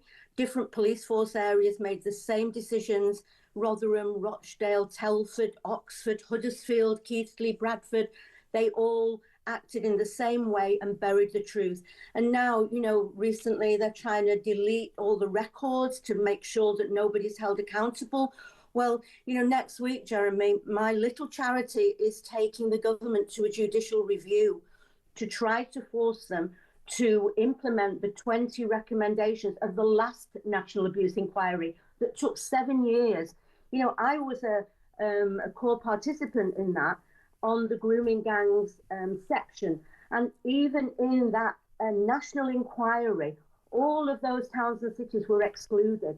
Victims were silenced. I was silenced. Other professionals, all the people who were paraded in were at the head of our public institutions saying what a great job they're doing now. And that was like 7 years ago. And still, those 20 recommendations, which don't go far enough, but which include recording ethnicity, which include outlawing pain techniques on children, that, you know, make sure that people have to report this abuse. Those 20 recommendations are still not being implemented. But this is the bit I don't get as a father, and I listen to you so much and I've followed everything you've done. I think it's almost a stain on us internationally. I think it's so appalling, okay? And I mean, look, to me, it doesn't matter about the colour of your skin. I don't want anybody who thinks it's all right to sexually abuse an 8-year-old girl, whatever the colour of her skin as well, by the way. I don't want that in my society. Yeah. It frightens me that the police are scared of sections of the community, so they won't do that. But then politicians are the same. We had it said before that 5 Labour MPs lost their seats in that area, in that sort of area that you're talking about in the last election, because they didn't talk about Gaza, right? We've got the local election tomorrow. We've already talked about that with Oliver Harvey. What I don't understand about this government is this. Why would they not go? They're all about human rights. These girls deserve the truth. Sod whoever's involved, however high, we are going to implement what the British people are demanding, Maggie. Yeah, I mean, you know, I've spent many years of my life saying the same thing. But, you know, when you have a national inquiry that doesn't bring in the recommendations, that tells you all you need to know, really. We've had, successive governments who just turn away. And yet, look what's happened in the last few weeks. We've had the release of the Epstein files. We've had Peter Mandelson locked up. We've had Andrew locked up. And yet I have still to see a chief constable locked up. Instead, they're rewarded for their obedience by being made a sir when they crawl out the door and draw their pension. It infuriates me. And the thing I would say is different, though, in this kind of child abuse is that, yes, we've had cover-ups before in the BBC, in the Catholic Church, in the Church of England, in football. But the institution or the organisation covered up, but the whole state institution didn't. In this case, we have not only had police covering it up and governments and social services, the whole establishment has ganged together to prevent the children who have been victims of this horrific abuse from being heard. But that turns my stomach. That's fundamentally, morally, it's repugnant to me. How is that allowed to be? That's why I resigned, Jeremy, because I didn't need to be a police officer to know that this was wrong on everything I believed in. If the police and the state do not deal with horrendous child abuse, what on earth are we doing as a country? And it's shameful. And it's almost like today I'm sat here and I'm watching that woman, that education section. There's a reason for what I'm about to say, saying, it's all right for boys as young as 3 to wear dresses in primary schools. We've got Wes Streeting saying, I'm going to do puberty blocker experiments on 200 kids from underprivileged homes to see if kids want to change. All of that, which is playing with kids, in my humble opinion, playing with their development, and yet none of these people give a toss about girls who have been raped. Here's a question for you. I know the answer. I'm going to put it to you, though. Are rape gangs still operating across Britain on a mass scale? Yeah, of course they are. I mean, my charity, the Maggie Oliver Foundation, we support all victims and survivors of any kind of sexual crime. But this crime has not gone away. And in my opinion, it will not be dealt with properly unless we see criminal accountability from some of those at the top of these organisations. And as I've said before to you, Jeremy, I think if somebody today knows there is a possibility they will be prosecuted for for neglect, misconduct in a public office, they will make different decisions today. But whilst the establishment continues to protect those at the top of our public institutions, I don't think we will see change because, it's costly. It's very resource. Does it not give you confidence, though, just to flip it for a reason? Does it not give you confidence when you saw the Queen's second son being led away to a police station, when you saw the self-styled Prince of Darkness, Lord Peter Mandelson, who's dipped more, I won't even put the words I want to say, over people than you could possibly imagine? Does that not give you hope that actually when push comes to shove, that the truth in the end does come out, however frustrating on time? You know what, maybe I am very cynical and twisted from all the years I've spent fighting. What that shows me is that the authorities act when the public pressure gets too much. And I do believe the public pressure has grown over the years since I began on this crusade. I believe now that public pressure is the only thing that will bring change. With Andrew, with Mandelson, the outcry in the media has been non-stop since it was released. With the work I do, it flares up for a few days and it fades away. And the government and people in power think, oh, it's died down again. We can wait till it flares up again next time. So it's people power, in my opinion, that will bring change. Paul in Wiltshire says, tell Maggie, I don't think the rape gangs were a deliberate cover-up. I believe it's an institutional cover-up. Which is what I've just said, really, Jeremy. This is, the institutions, I've never seen it anywhere else. The same cover-up. Yeah, the BBC covered up Savile. The Catholic Church covered up the abuse in the Catholic Church for many decades, especially in Ireland. But it wasn't the police and it wasn't social services. It was the institution itself that was protecting its own reputation. This is different. This was organised cover-up to me. It's corruption at the highest levels. Carolyn Shoreham, just to let you go, says, Maggie Oliver is brilliant. I think she's absolutely wonderful, having worked undaunted on this vile situation for so long. She is one of the rarest of people. She should be a dame. We should all start a campaign. Maggie, you know my respect for you goes beyond the pale, and thank you. I'm sorry for the technical difficulties. We won't use the first bit, we'll use the second, but thank you so much indeed, my darling. And keep the work going. We're always here to support you. You know that. Maggie Oliver, unbelievable, former Detective Constable of Greater Manchester Police, who resigned and became a whistleblower and begs to ask the question. We're dealing with Epstein, we're dealing with Mandelson and Andrew, and still the rape gang inquiry into the abuse of young white English girls in the north of England, which is still going on. Nobody will have an inquiry. How big a cover-up is it? 0344 419 1000. Text to 87222. Now, if this works, this will be brilliant. We're going to go back to College Green where the sun is shining and a man with a spring in his step and his hat at a jaunty angle. Sir Jacob Rees-Mogg, a very good morning, sir. How are you? Very well, thank you. How are you? Well, you're still known famously in my office for what you said last time you came on with me. I said, how's Nanny Rees-Mogg? And you said, brilliantly, at least I didn't marry mine, Jacob. So you got one over on me on that, my friend. Let's start with, I'd call you old-fashioned and thoroughly decent. What do you make of the Education Secretary, Bridget Phillipson, suggesting in an interview yesterday that boys as young as 3 and 4 at primary school should be allowed to wear dresses to school? Well, I think this is completely wicked. I think it's an attempt to pervert children and cause them mental anguish at their earliest years. I can't think there's any advantage in this. Children are far too young to be thinking of sex changes at 3 or 4. People may have issues later in life, and those can be dealt with sympathetically, but to propagandize for it, to push it on children, is clearly quite wrong.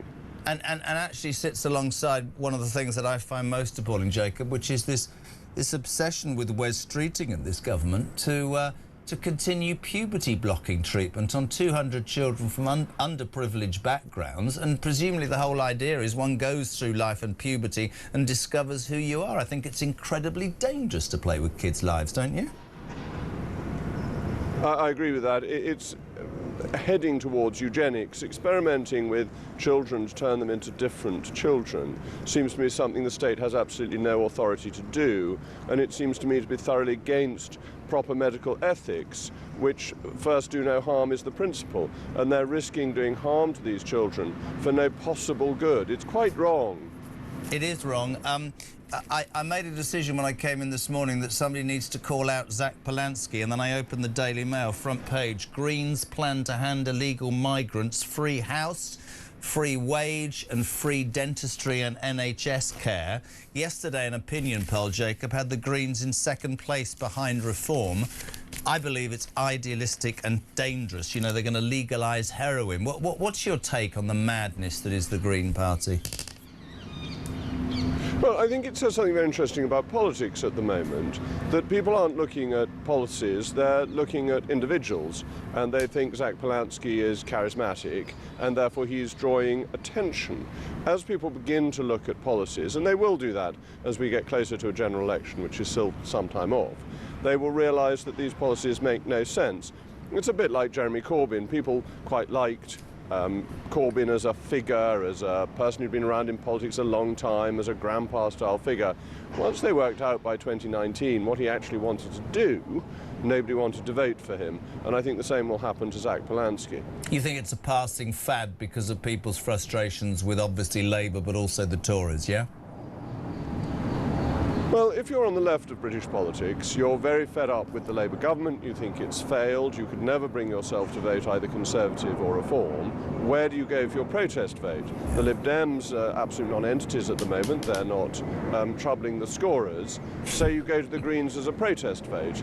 And that's really all it is, and they may do well in local elections, they may do well in other types of elections that mad regulations prevent us saying very much about, but they're not going to form a government. I don't think we're ever going to get a government that gives free housing and a wage to illegal immigrants. I just don't think the British people would accept that. No, please God they don't.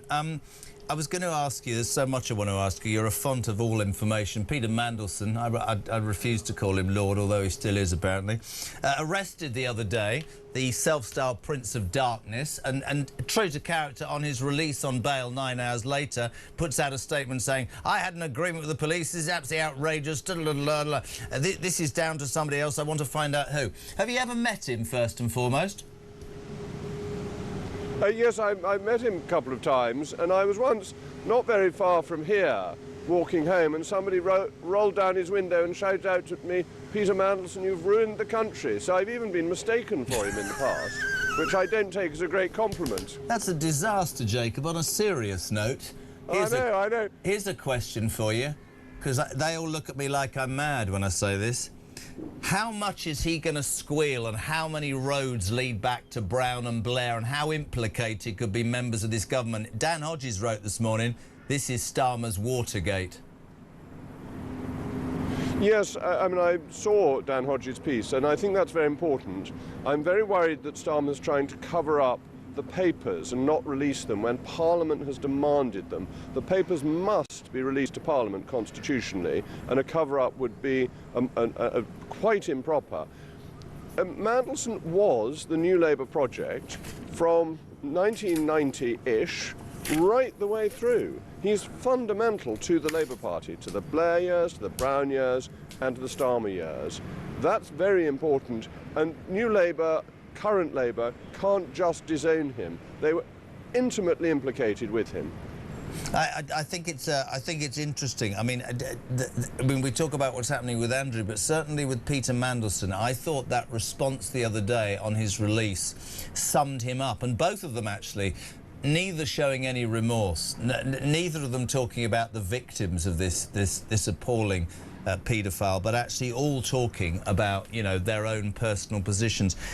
Couple of other things. You said that Richard Tice from Reform is right. Ditch net zero and open doors to free markets, capitalism and deregulation. This was a major speech yesterday by Richard Tice. You're sounding more Reform-like by the day, Jacob.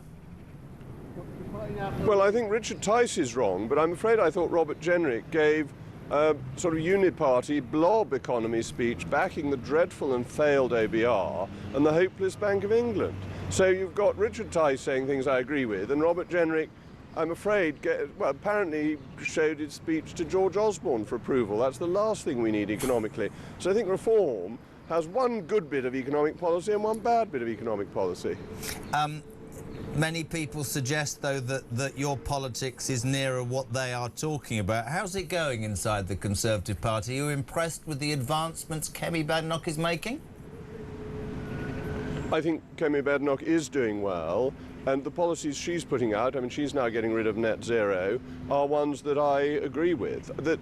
I think Kemi Badenoch made a very fair point, which was it's odd for people to leave the party now they agree with it, when they remained within it when they disagreed with it. And I'm in the position of agreeing more with her leadership than I certainly did with the Rishi Sunak leadership. Yeah, I always have to ask you, because I rarely speak to you, has Nigel ever asked you to join Reform? No, he never has. I see Nigel a lot on GB News, because we do I do the hour after him. I've never heard of it. Is that another station? Is that another station? I've never heard of it, Jacob. It's one of Britain's leading stations. Whatever. I think it's the People's Channel, It must actually. be so good So that I've you've come on the Toffs channel today, because normally I'm on the People's Channel. But so I see a lot of him, and we get on well, but he's never asked me to join him. Are you expecting more defections from the Tory party, Jacob? I don't know. I mean, it depends at what level. Councillors and so on, I'm sure there will be. I don't know of any members of Parliament or former members of Parliament who are thinking of defecting. It's always great to have you on. One final question. Does Starmer survive past the local elections in May? It looks very difficult, doesn't it? And the jackals are circling upon him, and they're just waiting for the right time. And I would have thought they'd rather do it after the elections and not take the blame for a disaster in the local elections than do it now and lose in Scotland, Wales and across England. Sir Jacob Rees-Mogg, good luck walking back to the House. I hope you don't get recognised as Peter Mandelson again. That would be a nightmare for you. Bless you. Thank you so much indeed. Lovely to have him on. It's almost 9 o'clock. We're live across the UK. Talking Gorton and Denton, we're giving the list of candidates to John Curtis on from 9 o'clock. The pollster's pollster. He'll tell us everything we need to know. We've got some ads and then we've got the news at 9. Next on Talk Breakfast.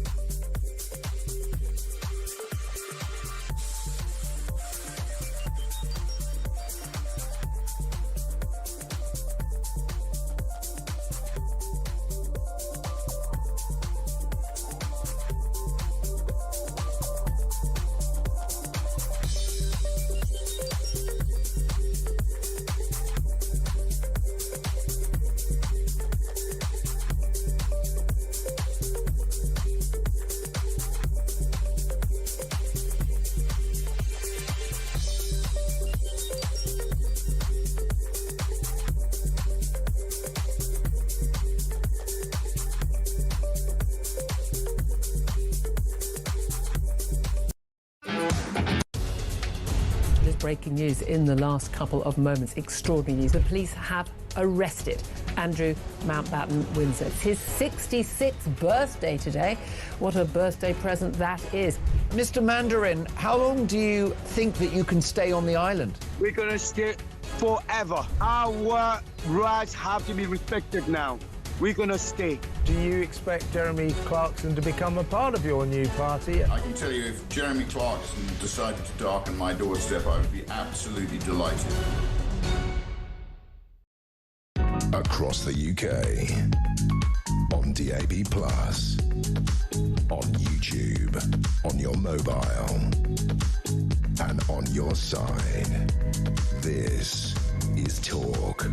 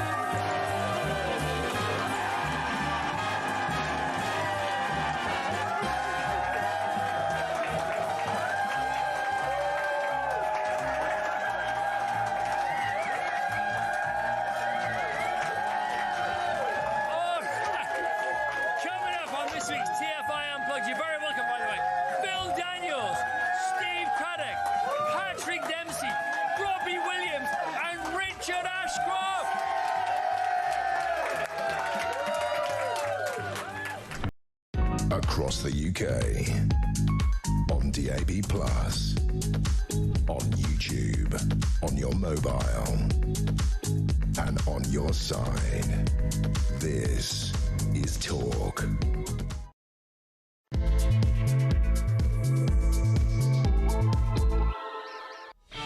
Welcome back, my friends. Just gone 9 o'clock. We're live across the United Kingdom. It's warming up outside, 17 degrees today. And what does that mean?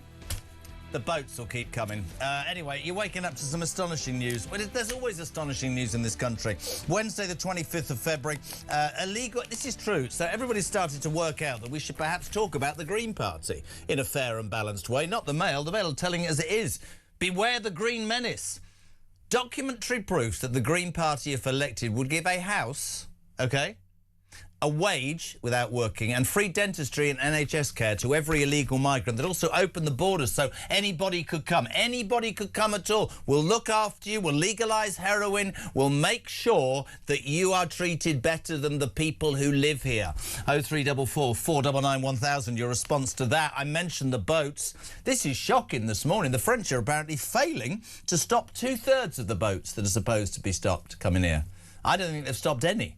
We've had £700 million a year being spent £700 million a year being given to the French with absolutely no look at this ending anywhere. What do you make of that? 0344 499 1000. There's also, I mean, we know about Mandelson. We know that's an ongoing saga. We know about Andrew. Education Secretary Bridget Phillipson is in the news this morning because she's been suggesting that boys should be allowed to wear dresses to school as young as 3. You put that against the Labour Party's policy on puberty blockers and it leaves parents like me thinking, what the hell is happening? Dave, good morning. Hi Jazz, great show as always. Dave, Oxford. Regarding letting your kids, well, your boys, going in dresses into school, it's not about whether they want to go into school wearing a dress. It's all the other children and all the other teachers having to pander to their fantasy. And if any kid dares to laugh or have a giggle about a boy wearing a dress or a girl wearing a beard, if it goes that ridiculous, why should all of the other children have to walk along on eggshells just so they don't annoy that kid? I'm going to tell you a story now that I probably shouldn't, but I will. My eldest daughter's daughter, so my granddaughter, they had a lesson. I've talked to you before about what's going on in schools and not knowing. She was given a lesson the other day on stress. Right, OK. They were also told exactly what that man just said. If anybody comes in here with a tail or kisses a girl if you're a girl or a boy turns up in a dress, these are kids of 7 and 8, the police will be called to the school if you behave in such a way. That is absolutely nailed on fact. That's where we're at, ladies and gentlemen. Graham says, boys wearing dresses in primary school. Who's going to deal with the fallout of the rise in bullying cases related to this? And I'd just like to say this to Zach Polanski, because this is what I love about this show. This is from Charlie from Cumbria. Morning, Jez. Great show. I honestly believe there is a link between the breakdown of the family unit, which seems to happen so easily these days, and kids being given all these different messaging in schools, whatever may be. And Simon in Cheshire, how powerful is this, people? My nephew died from experimenting with heroin. I'm going to write to Zach Polanski requesting a meeting to discuss his interesting policy of legalising Class A drugs. I think I'll suggest my nephew's grave as the meeting location. So anybody who thinks that the madness, the Greens and all that, maybe it is a protest vote, I don't know. Second in a national opinion poll yesterday. There's the reality. Talking polls, let's get the main man. This is like getting Pele if you wanted to talk about football. We say hello to, I call him polling great, Professor of Politics at the University of Strathclyde, to John Curtis. A very good morning, sir. How are you? Fine, thanks so much, Jeremy. How's yourself? The Pele of polstering. I'm all right, John. We've named the candidates tomorrow at Gorton and Denton. We obviously have certain rules when we're broadcasting. I'll do that again after this. Where are we at? Yesterday, and the reason I did most of the show today on the front of the Mail, the Green Menace and the policies of Zach Polanski and his bunch of odd job people, they came second in a national opinion poll yesterday, the Greens. What's happening nationally and locally, my friend? Yeah, there is actually quite a lot of variation in the polls to exactly how well they think the Greens are doing. So I could find you one company in its most recent poll put the Greens at 9%, and as you said, another one put them at 18. On average, they are running at about 14. That is the highest they have been yet in terms of the average across the polls.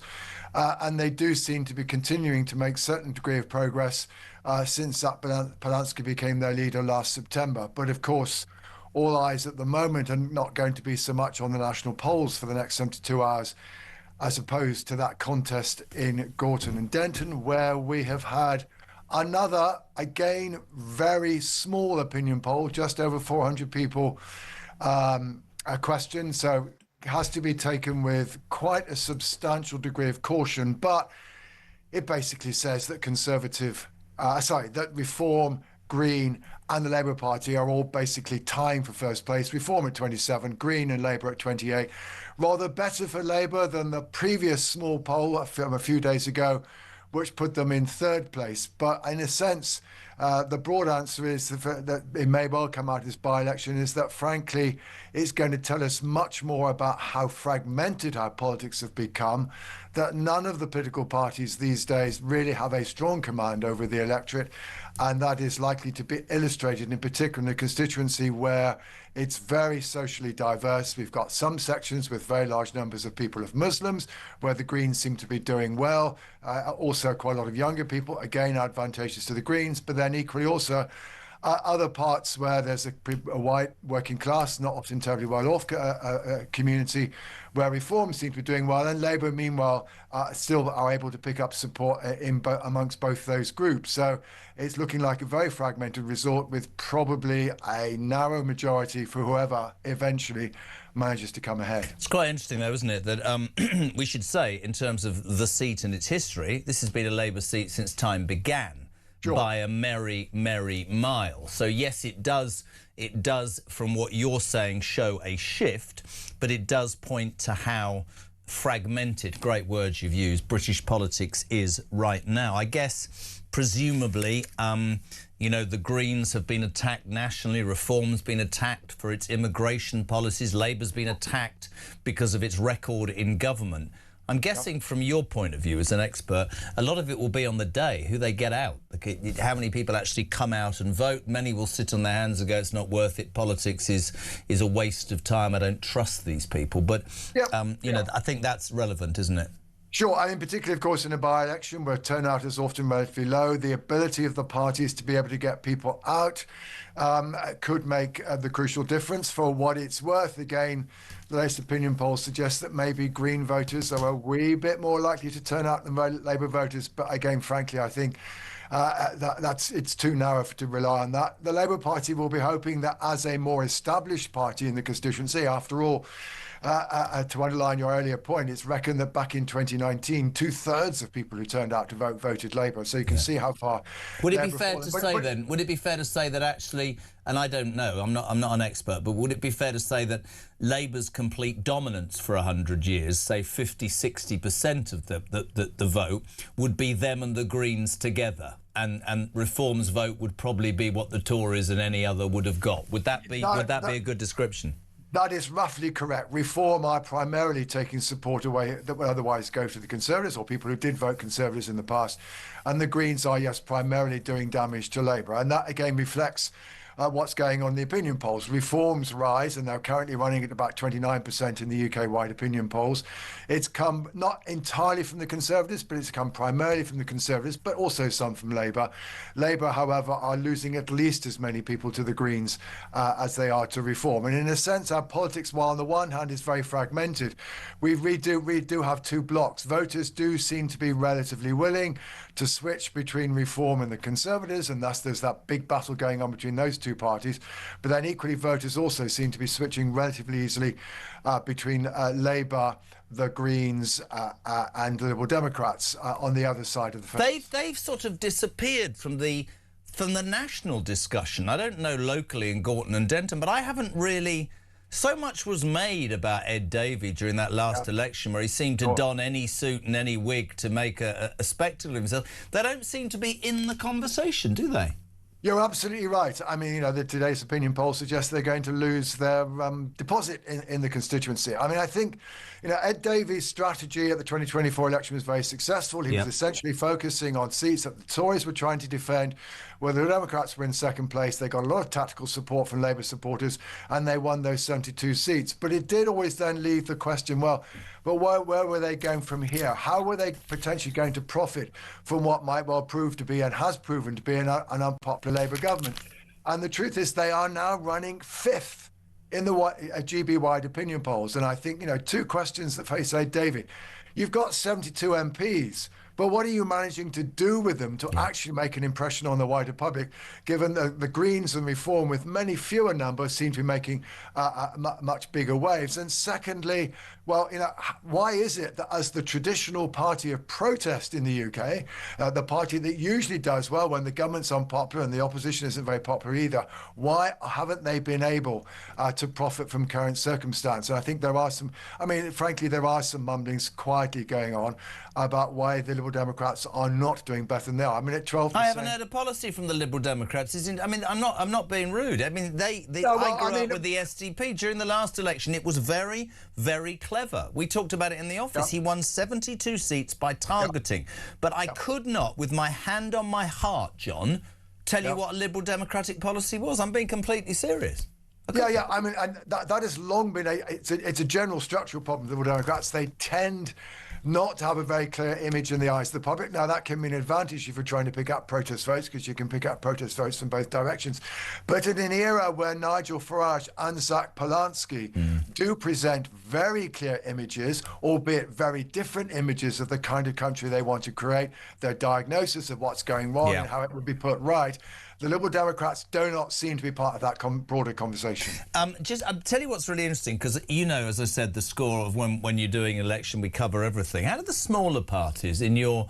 historically, how do smaller parties fare in by-elections? And I'm talking about the Social Democratic Party, the Communist League, even the monster raving loony party. They're all standing in this by-election. How do they tend to fare?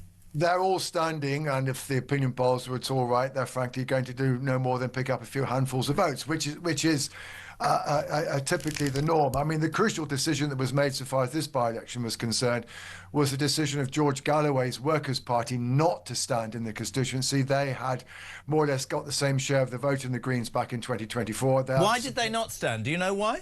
Well, they did not stand because, frankly, I think they realised that as a result they would divide the vote of many people who identify as Muslim in the constituency with the Greens, and therefore perhaps make it easier for Labour to win. It was certainly a significant bonus to the Greens that George Galloway's party decided to stand down, whereas the Social Democratic Party, although they're not going to pick up that many votes, they are actually have a very similar message to reform.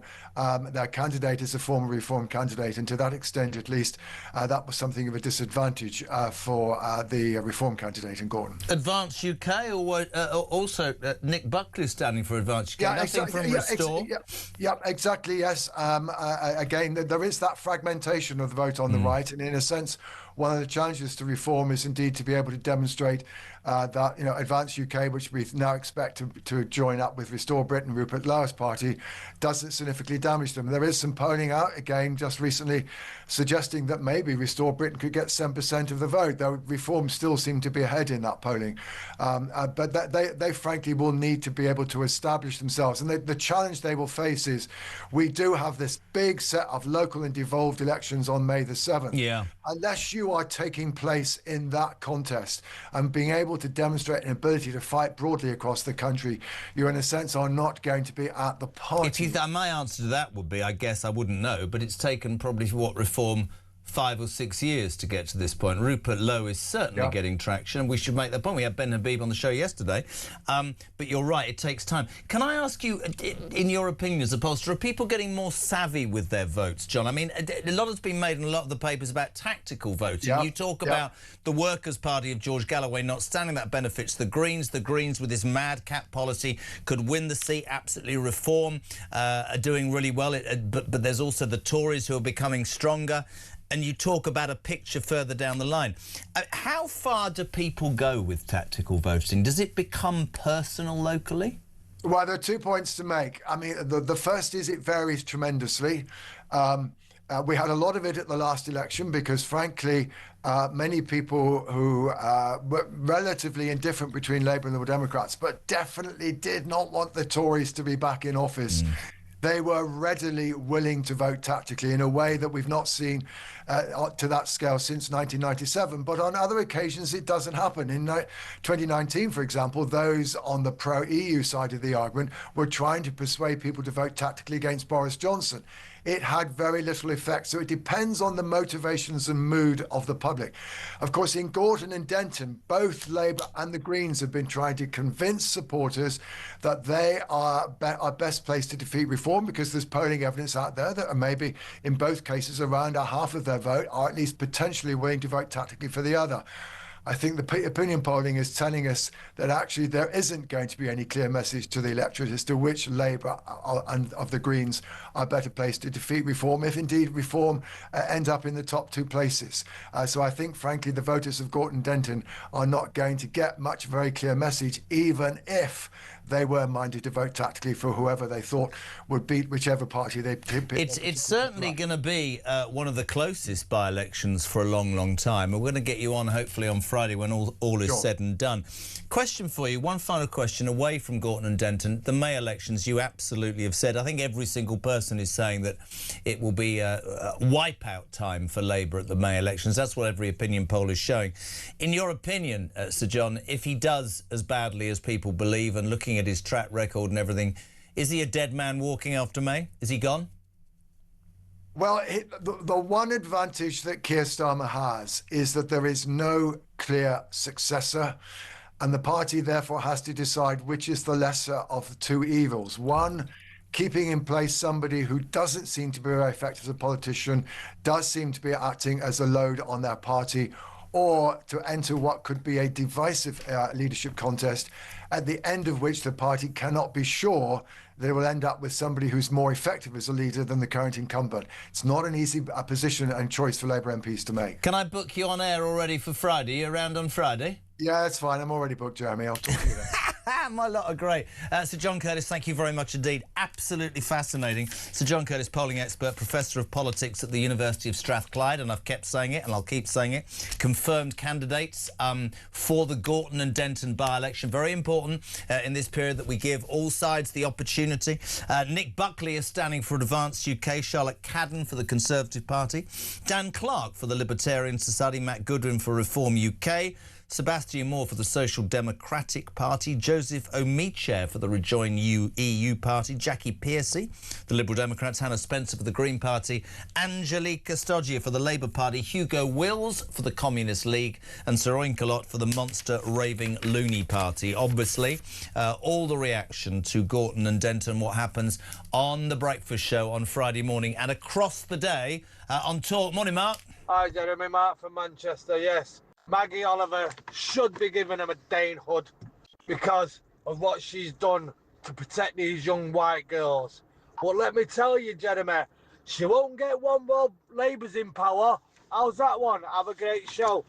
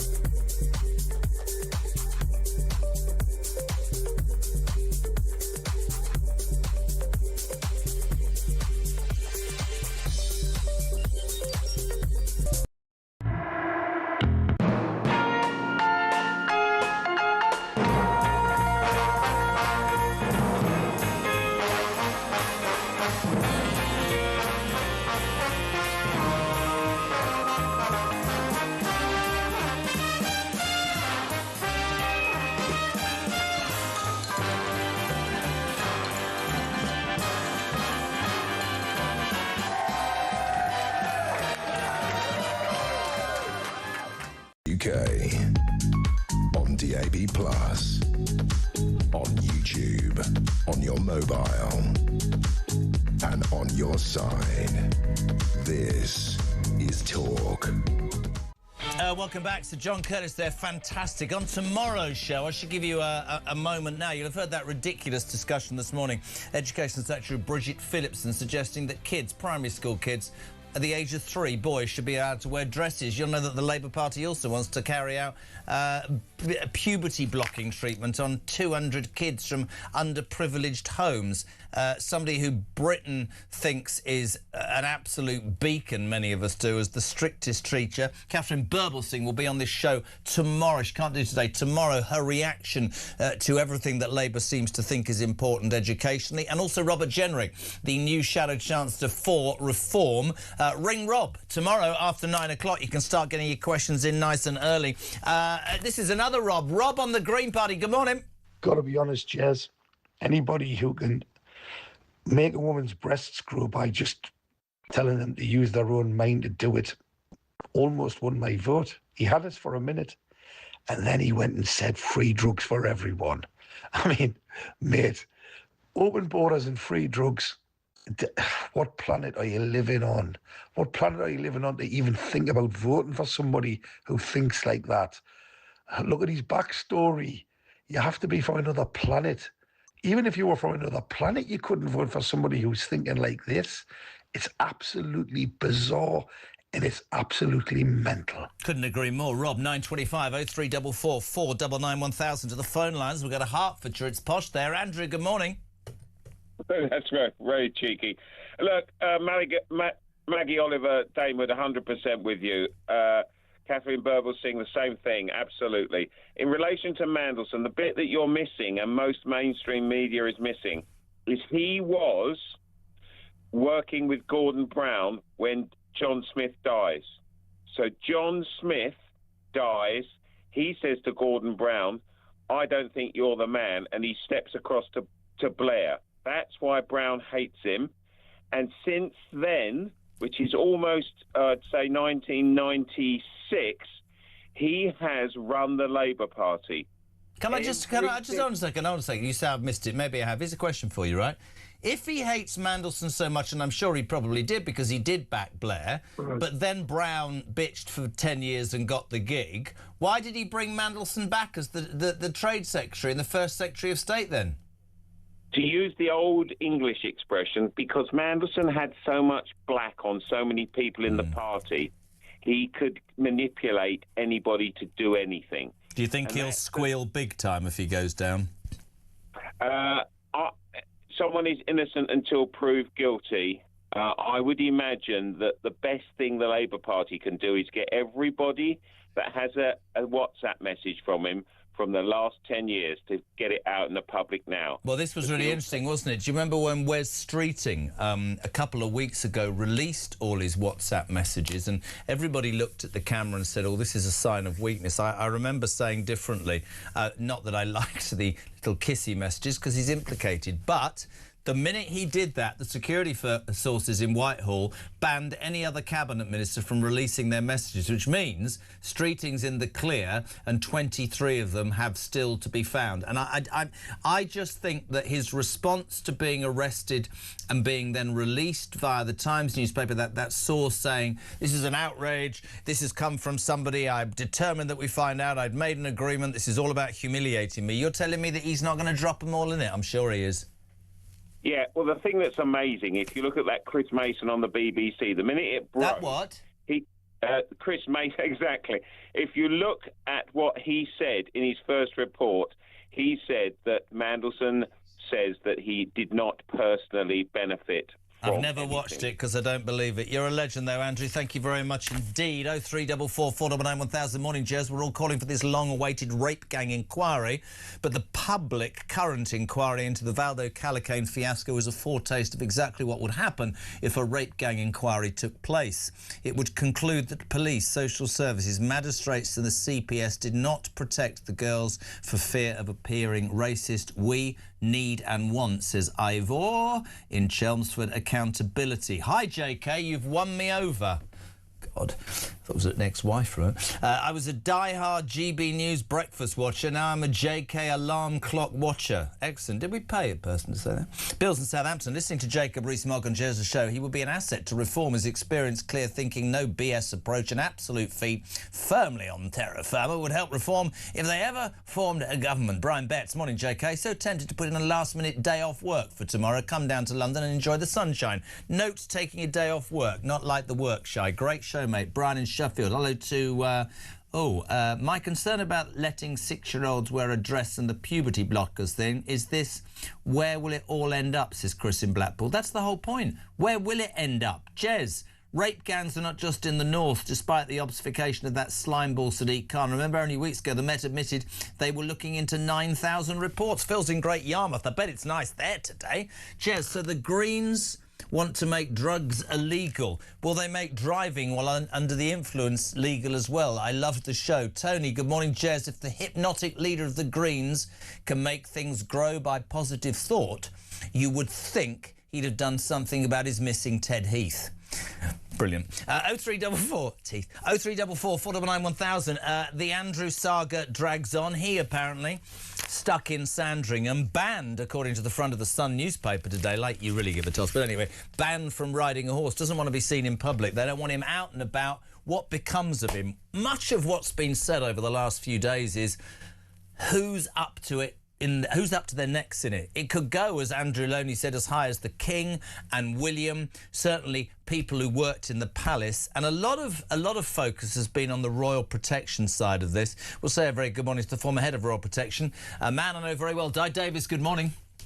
Good morning. Lovely to be back with you, sir. I love the red wall. It's class in a glass, Davis. You know that, don't you? Absolutely. Well, my wife did that. I was in Australia, and when I came back, she painted it. So what can I say? Well, I think well done. I mean, obviously bought her a bunch of flowers and taken a job away from you. The old man used to call my mother the War Office. And he'd go, I'm going off on a trip, and when I come back, the War Office will have changed the house.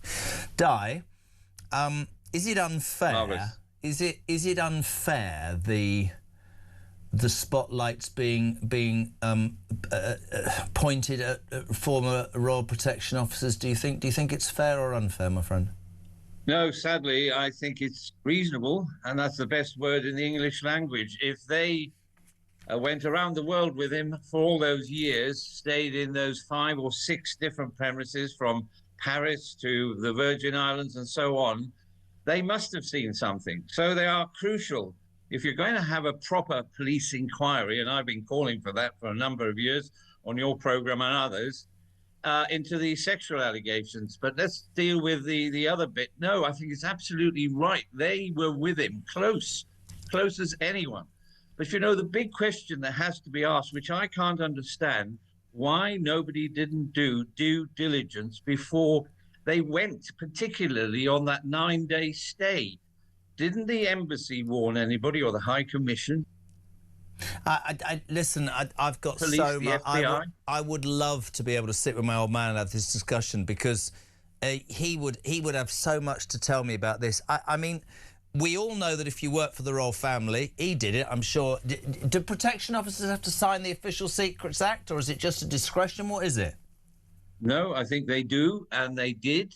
And particularly, I think, when we all joined, and I joined back in the late 60s, so I'm not quite sure if I signed it then, but clearly you are seeing a huge and are aware and listening. And that's the problem with Andrew. He would have been briefed at the highest level about arms sales, about all manner of things. Yeah. And they arguably, in the front of the car, or wherever they are, they would have been party to a great deal of this. Not saying they would be there when he was talking to Mandelson or all the rest, but you don't know. No. So it's eminently fair, at long last, that the Met actually investigate not only the police, but high officials in the palace. And if any royals knew of this, then unfortunately they have to be questioned too. Well, Andrew Loney said this morning he believes that this goes as high as the King, and that what will happen in this country is that the demand for transparency, be it through protection officers, be it through household staff, be it from the royals themselves, will only increase, Di. It's not going to go away, is it? And people will talk about Andrew Mountbatten Windsor and how his character was this, that and the other. But the fact of the matter is, I don't believe I'm going over the top when I say this. For the monarchy, something I fervently believe in, to survive, this needs to be stripped bare. Back to protection officers. Do they, I mean, I got some sort of idea from the government, do they ever leave his side? I mean, would they have gone? Would they have gone to Epstein's New York mansion with him and stayed there, or left him there and gone to a hotel? What happens? No, I think the records show that at least 2 of them stayed there. And I say again, they would have done a reconnaissance. They would have gone there. They should have checked out who Mandelson was. This is the one I can't understand, but it goes further. They would have gone to all these different residents. And I'm told, I haven't been there myself, you couldn't possibly not see the lewd pictures on the walls. Everywhere there were sexual objects in virtually every room, it is alleged. And I have to say, this is all alleged. And this is on Epstein's Island, isn't it? It's on Epstein's Islands, it's in Florida, it's in New Mexico. Any premises where he went, they would have gone and should have gone to the local police or the local FBI agents and liaised. So what we have to ask is, when that infamous visit, which is photographed in New York, didn't anybody from the embassy to the police to anybody else do due diligence? And was he warned, you are staying with a paedophile? That's what I can't understand. And whether they stood on the doors as semi-bouncers is, frankly, minutiae in the far worse scenario that we're talking about. So royalty protection, sadly, and I was very proud of the vast majority of my officers, some 400 plus in my time, they all did a good job. But clearly there are questions to ask. And as an investigator of half a century now, I would be asking them. I wouldn't send them letters. I would say, I want a word with you at the Nick, please. It's really difficult, though, isn't it? I'm going to stick up for them for a minute. If the whole premise is to protect, never question, be discreet, sign the Official Secrets Act, all well and good for me and other people right now, and you quite rightly to go, come on, for the monarchy to survive, we need transparency. You are going to have to bleat. It will go against almost everything they've ever been told to believe in, or the rules by which they've told. But for, as you said, for every correct you've just said it. There were cameras in every room in the New York mansion. Any good close protection officer would have gone, well, we can see that. What's all this about? So presumably, did they stay in a room upstairs? Well, there were girls being ferried from famous person to famous person. It's an astonishingly... What concerns me, Di, if you want me to be completely honest, is a bit like with Mandelson and the Labour Party, one can only surmise this must go so damn high. It's a bit like the rape gang inquiry that I keep going on and people get angry. That's an institutional cover-up. There has to be, whether it's the royal family or the Mandelson or the rape, there has to be more to this. But I just feel we're at a point now where the British public won't accept being just fobbed off. I think they'll demand far more than they've ever demanded, my friend. Well, you're right. At the weekend, I used the word a conspiracy of silence. Now I'm alleging a conspiracy of perverting the course of justice, because it's alleged, if you believe what Andrew Lowney tells us, and you, and I'm a friend of his, and I've worked with him for years on a variety of different things. But he hasn't been wrong in anything he said. He was ridiculed and laughed at. And he obviously, because he wrote the book and is far more authoritative than I'll ever be. But the point is, we've known about this since 2011. Let's go back to the sex trafficking. They had a crisis meeting, allegedly, led by a deputy press officer called Perkins, and they knew perfectly well back in 2011 that picture. Yes, he may have denied it to the Queen, but they certainly knew in the palace, and they monitor everything that goes on. And so for 14, 15 years, there has been a conspiracy of silence, and there's been a conspiracy by many at various levels not to tell the truth, I allege.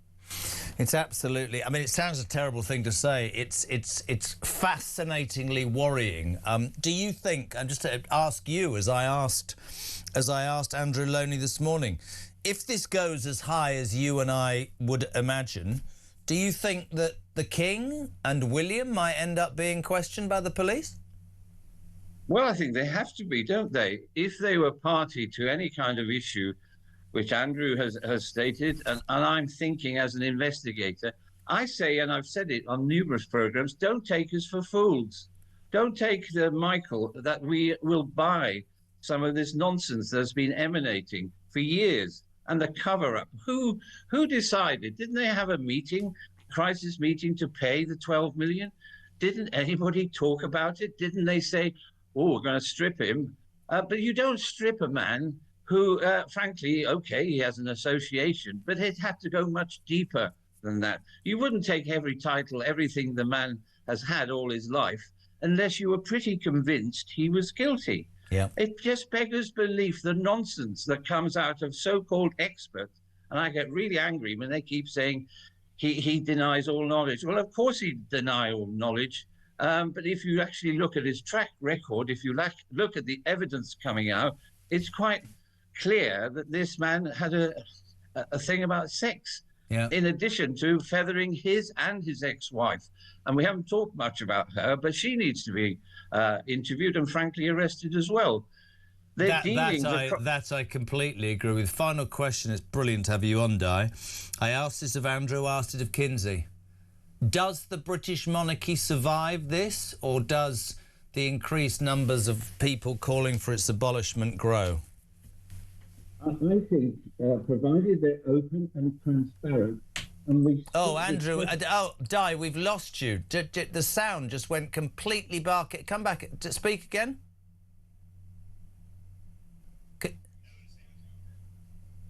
Is it all right? Yeah, we're right. Going to ask you the question again. Sorry, Di, there was a technical problem there. Does the monarchy survive this scandal, or will the calls for it to be abolished increase? Well, I hope it survives, because if it's done properly, if it's transparent, and they show value for money, but we have to have that. And that's the crux to me. Be honest, tell the truth, and be susceptible, but also we have to justify, and you have to prove that you are worth the money, the huge amounts that we pay. And there's a lot of nonsense. This costs 60 pence. Royalty protection costs millions and millions. And Andrew has asked numerous times, how much do we actually spend? Well, I'm not going to tell you here today, but I know what my estimates are. Let me give you an estimate about Andrew and his family, about 200 million in today's money. Unbelievable. It's great to have you on, my friend. I really appreciate your time, and tell the wife very happy to come and paint my house red as well. It'd be great. Thank you very much indeed. Di Davis, fascinating. 0344 419 1000, 20 to 10. Morning, Lee. Morning, Jeremy. Lee from Huddersfield. I've got an 11-year-old boy in primary school, and back end of last year he came home from school telling me that his teacher had been telling him that there were so many different genders that he could be, and I asked him if he believed that, and he told me no, which, you know, I was happy about. I tried telling him that even though there's only so much respect you can give to him with the stuff that they're pandering, that no matter what, you're a boy or a girl, that's the way you'll always be, no matter if you have an operation or anything like that. At the day, if you get dug up in 200 years' time, they're going to see a boy without his bits and think, what's going on here? But yeah, really, it's absolutely crazy. I try to tell him you've got to be respectful to everyone, but it doesn't mean you have to believe what they believe in. And I hope he'll understand that. Thanks, have a good day.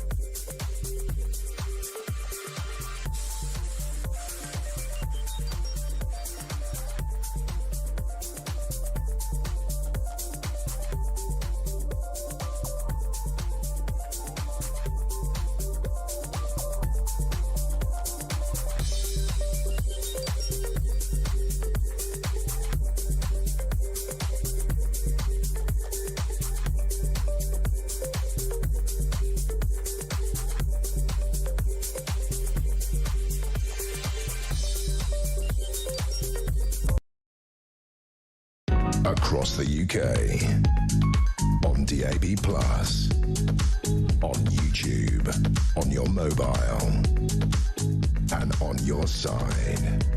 This is Talk. Welcome back, 18 minutes to 10 o'clock. We're live across the UK. Excuse me. This is Talk Breakfast. My name's Jeremy Carr. We're here until 10. Julia here from 10, Ian from 1, and Kevin O'Sullivan on Drive this afternoon from... That's how we line up on Talk. It's the home of common sense. It's the home of free speech. It's the home of alarm clock Brits. 0344 499 1000. Hello to Mary in Canterbury. I think this is... Yeah, I get this. That foolish Green Party leader said he's going to make all drugs legal. Does that mean when I'm sitting in a cafe with my young grandson that somebody can smoke weed or take a hard drug next to me? Yeah, that's the reality, to be fair. And there he is. There is Zach on the screen. Interesting. Kevin, good morning, chaps.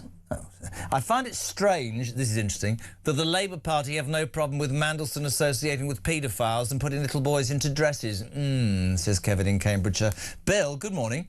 JK, if BP say it's OK for boys to... Oh, Bridget Phillipson, I was talking about the petrol company. If BP say it's OK for boys to wear a dress and children go to school as cats, what's next? A kid will turn up to school with a weapon and say, I'm a terrorist. That's what I'm identifying as. Very interesting. Linda, morning, Jez. I guarantee as soon as a Muslim father states that he is disgusted about the school where his child has a little boy running around in a dress, these nut jobs will start backing down.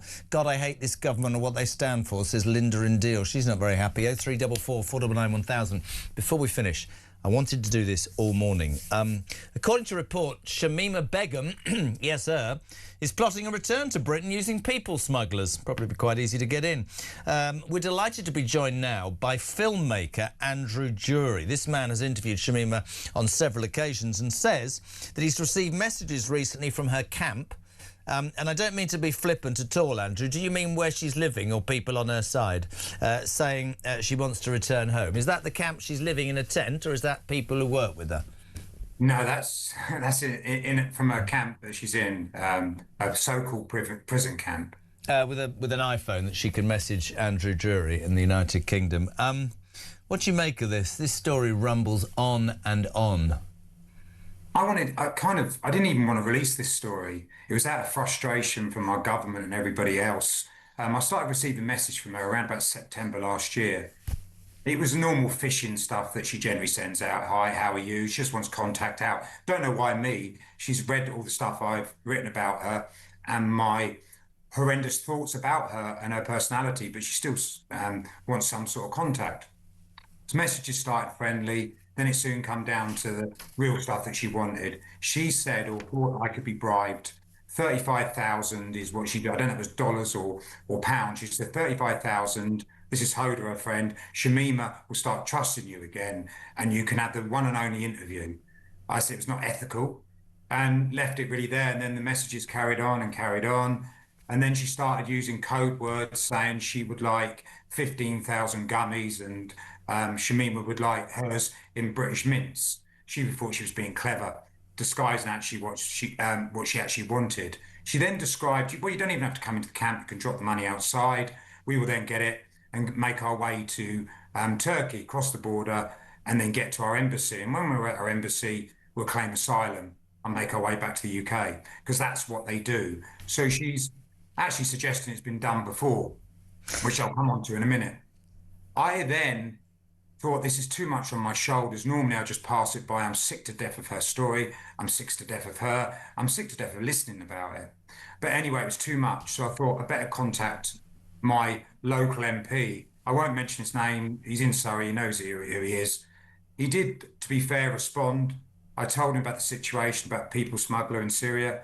He just told me to speak to the police commissioner in Surrey, which is no damn good to me. So I thought, next port of call, intelligence services. So I called them, have an answer phone. They know who I am. They know I travel. I'm in the media enough. They ignored me. Spoke to Richard, my friend, in media. He's got contacts in Parliament. Spoke to a Labour MP, Conservative MP. All ignored it. So out of frustration, I'm here. I'm bringing it to the media, bringing it to people like you. Hopefully you get the story out. People are being smuggled out of camps. The proof is there. The messages are real. People don't believe they are real messages, but they are.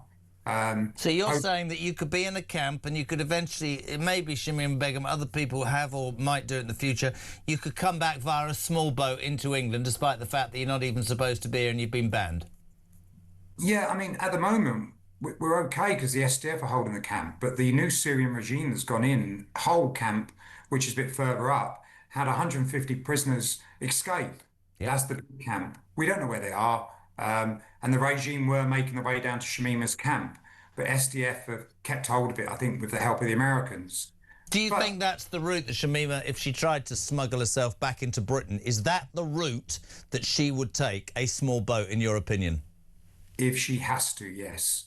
Her first course, she thinks that if she got to the UK embassy in Turkey, we would bring her home. That's what she feels. She feels that she's British, and when she gets to Turkey, as she said, that's what they do. That's what they do. I would claim asylum, and that's where they'd send me. But you've also got to be aware, she's not just the problem. We've been disguised from the main problem. I interviewed two other prisoners in that camp. One named as the Terror Twin. Her sister's still in the camp. She got released last year. Nobody's been told about it. You don't know about it. The only reason I know is because I'm still in contact with the camp. She's either in Holland or in the UK, but one definitely in the UK, which I consider more dangerous than her, has also been released. She got released around about end of the summer, back in the UK. Is she in prison? Is she walking amongst us? Nobody tells us. Maybe we don't have the right to know. Listen, the way this world's going, and certainly this country, I'm not sure that any of us know. I mean, the Shamima Begum story is such a huge story, Andrew, and she's I mean, she doesn't divide opinion. I'm sure there are probably Zach Polanski would welcome her back with open arms because he wants open borders. She could just walk through, couldn't she? But I think most people, having seen what ISIS have done and how many people they've murdered in cold blood, have no sympathy for a woman that stood there whilst people from the Western world were having their heads chopped off by these animals. Let's be real about this woman. Where does it end? Actually, here's a question for you. Before you go. Do you think she'll ever come back to the United Kingdom, be it illegally or legally? Do you think she could get back? Unfortunately, yes. Unfortunately, yes. Look, with the government as it is now, we just don't know, do we? We don't know if she's going to come in. We'll never know. She could be put, I don't know, safe house, change identity. Why did you want to interview her in the first place, just out of interest? I was filming a documentary. I did it on a day off, and I did it because I come from a not privileged background. And I wanted, because all these sort of Oxbridge journalists have gone there, knocked on the camp door and got told to. So it was a bit of a challenge. And then when I first met her, I felt a bit sorry for her. She looked like this wispy, kind of waithy character that was like hiding under a stone. How wrong I was. What's life like in that camp? Summer, incredibly hot, miserable. Winter, really cold. But she's got aircon, she's got a TV. She's got friends, they have a disco at night. There's a big, there's a concrete slab. So they have their boxes up with the Western girls and they have a disco. Does she work? Truth. No, there's shops in there. They've got a shopping centre in there, kind of ironic, isn't it? They have like a shopping where they can buy clothes, they can buy food.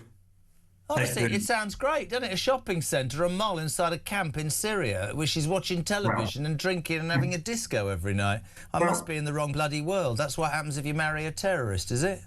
Yeah, I think her world's going to change, though, because when the new regime come in, they'll move her out. This is what I think will be her... This will be her journey or her final journey because it's happened to some Western guys and some British guys we've been following. They've been taken out of the camp inside Syria, Kurdish-controlled Syria, I think with a suggestion from the Americans and us, and they're in non-Kurdish-controlled Iraq. Sorry, I'm getting a bit confused. I wish I had more time. It's fascinating. Who's funding her lifestyle? Is she on what? Is she on PIP or something? Is she? What's she on? Now, this is a big interesting thing because the camp, people in charge of the camp infiltrated $160 getting to her a month. They infiltrated it, getting to her. Somehow it was getting into the camp. But there's this wonderful organisation called Reprieve that go in there and help her out. They're a humanitarian organisation. They've told her don't talk to anybody, don't speak to anybody. That's their advice. So they're giving money to her. I wouldn't be surprised at the life I lead now and the show that I do, that I don't find out that she's sort of on, involuntary sick benefit and is getting more than people who've worked all their damn life. Andrew, fascinating, mate, and we definitely wanted to get that out there. I'd change your number if I was you, but I really appreciate your time this morning, live from Surrey. Thank you, Andrew Drury, journalist and filmmaker. He's interviewed Shamima Begum on several occasions. He says how wrong he was. Immediately at the beginning, he said he felt sorry for her. He says she's manipulative. He says she shouldn't be allowed back to the UK. He also says that currently, if you look at the way it is, you're able to come back to the UK. She could do it. Imagine if Zach Polanski won power. She could just say, hiya, Shamima Begum here. Can I have some crack cocaine, a bit of heroin, a free house, a car, a credit card, a phone? I'd like to see a doctor. I love the United Kingdom. Back in 3. God.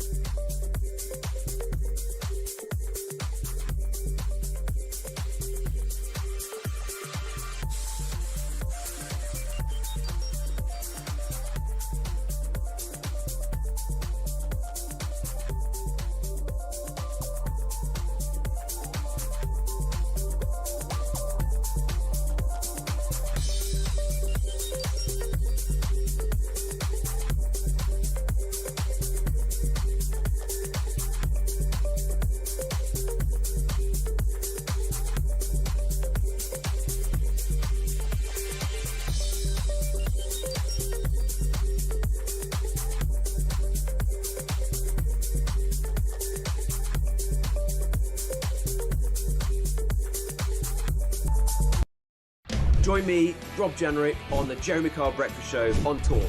There's a lot of harm happening in the country right now. People feel like the country's in a mess. Why is it so difficult for this Labour government to just say what a woman is?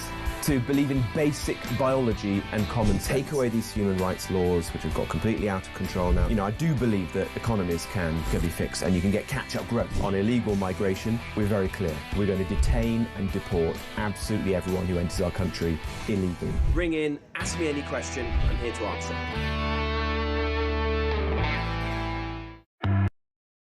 Across the UK, on DAB+, on YouTube, on your mobile, and on your side. This is Talk.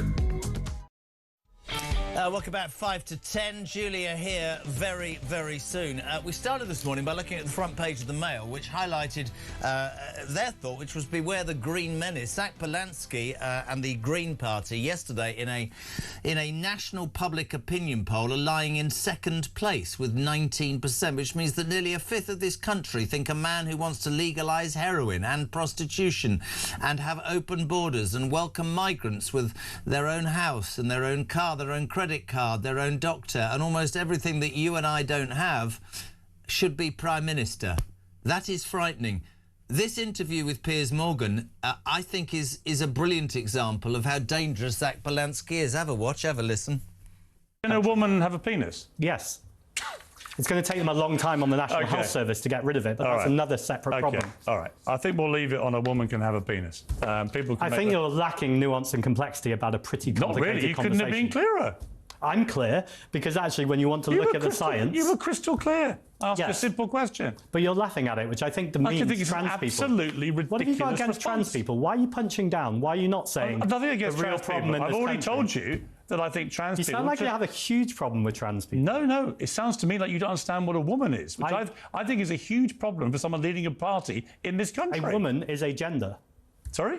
You said, what's a woman? No, a woman is a gender. Biological and gender female. is complicated. No. Gender is a spectrum. It's not complicated. A woman is a biological gender a spectrum? Is it that binary? Do you think people are born male and female?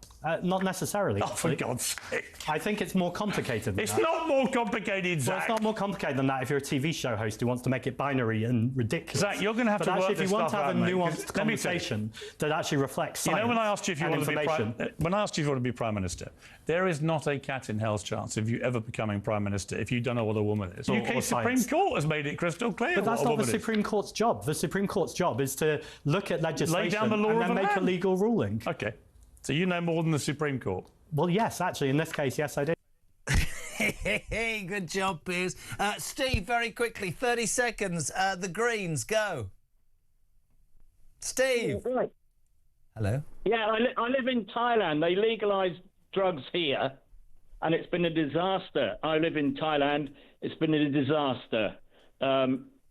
Kids are getting them now. You can't go into a bar or a restaurant without smelling cannabis. The government are now trying to backtrack, and unfortunately, there's that elements in who've got a lot of power. You live in Thailand, slightly better than the East End of London, isn't it? Thanks for your call, mate. It's almost 10 o'clock, and the First Lady of Westminster has Stridden or Strode? Stridden. I don't know. Walked. Mate, I'm so sorry. I get so terrified. Can I just tell you something? I walked in here without being boring and making about us. So hot, so cold. I'm sorry. I've been boiling up and sweating like a pig and then freezing my bits off. Sort out and the I've only got aircon one in this bit. studio. I mean, it's awful. I once did a show for about 2 hours some years ago, wearing my puffer jacket because it was so cold. But mate, honestly, this morning I've been sweating and then I turned it down and then it's freezing. First world problems. I know. First world problems. How are you? What you got? I tell you what, who's not sweating? Who's definitely not sweating? Absolutely, definitely not sweating in the British Virgin Islands, and that's Lord Mandelson. What an extraordinary story! And it's all denied by him, of course. Absolutely, and as we know, that Lord Manson's got such a good record of telling the truth that we can absolutely believe everything in his lawyers say. It's the lack of contrition, isn't it, from both him and Andrew? It was overpowering. Well, they've not done anything wrong, as they keep telling us, so why should they be contrite? I want to talk about the Greens today, though. It is, as you were just showing that clip, I mean, it is just extraordinary. I mean,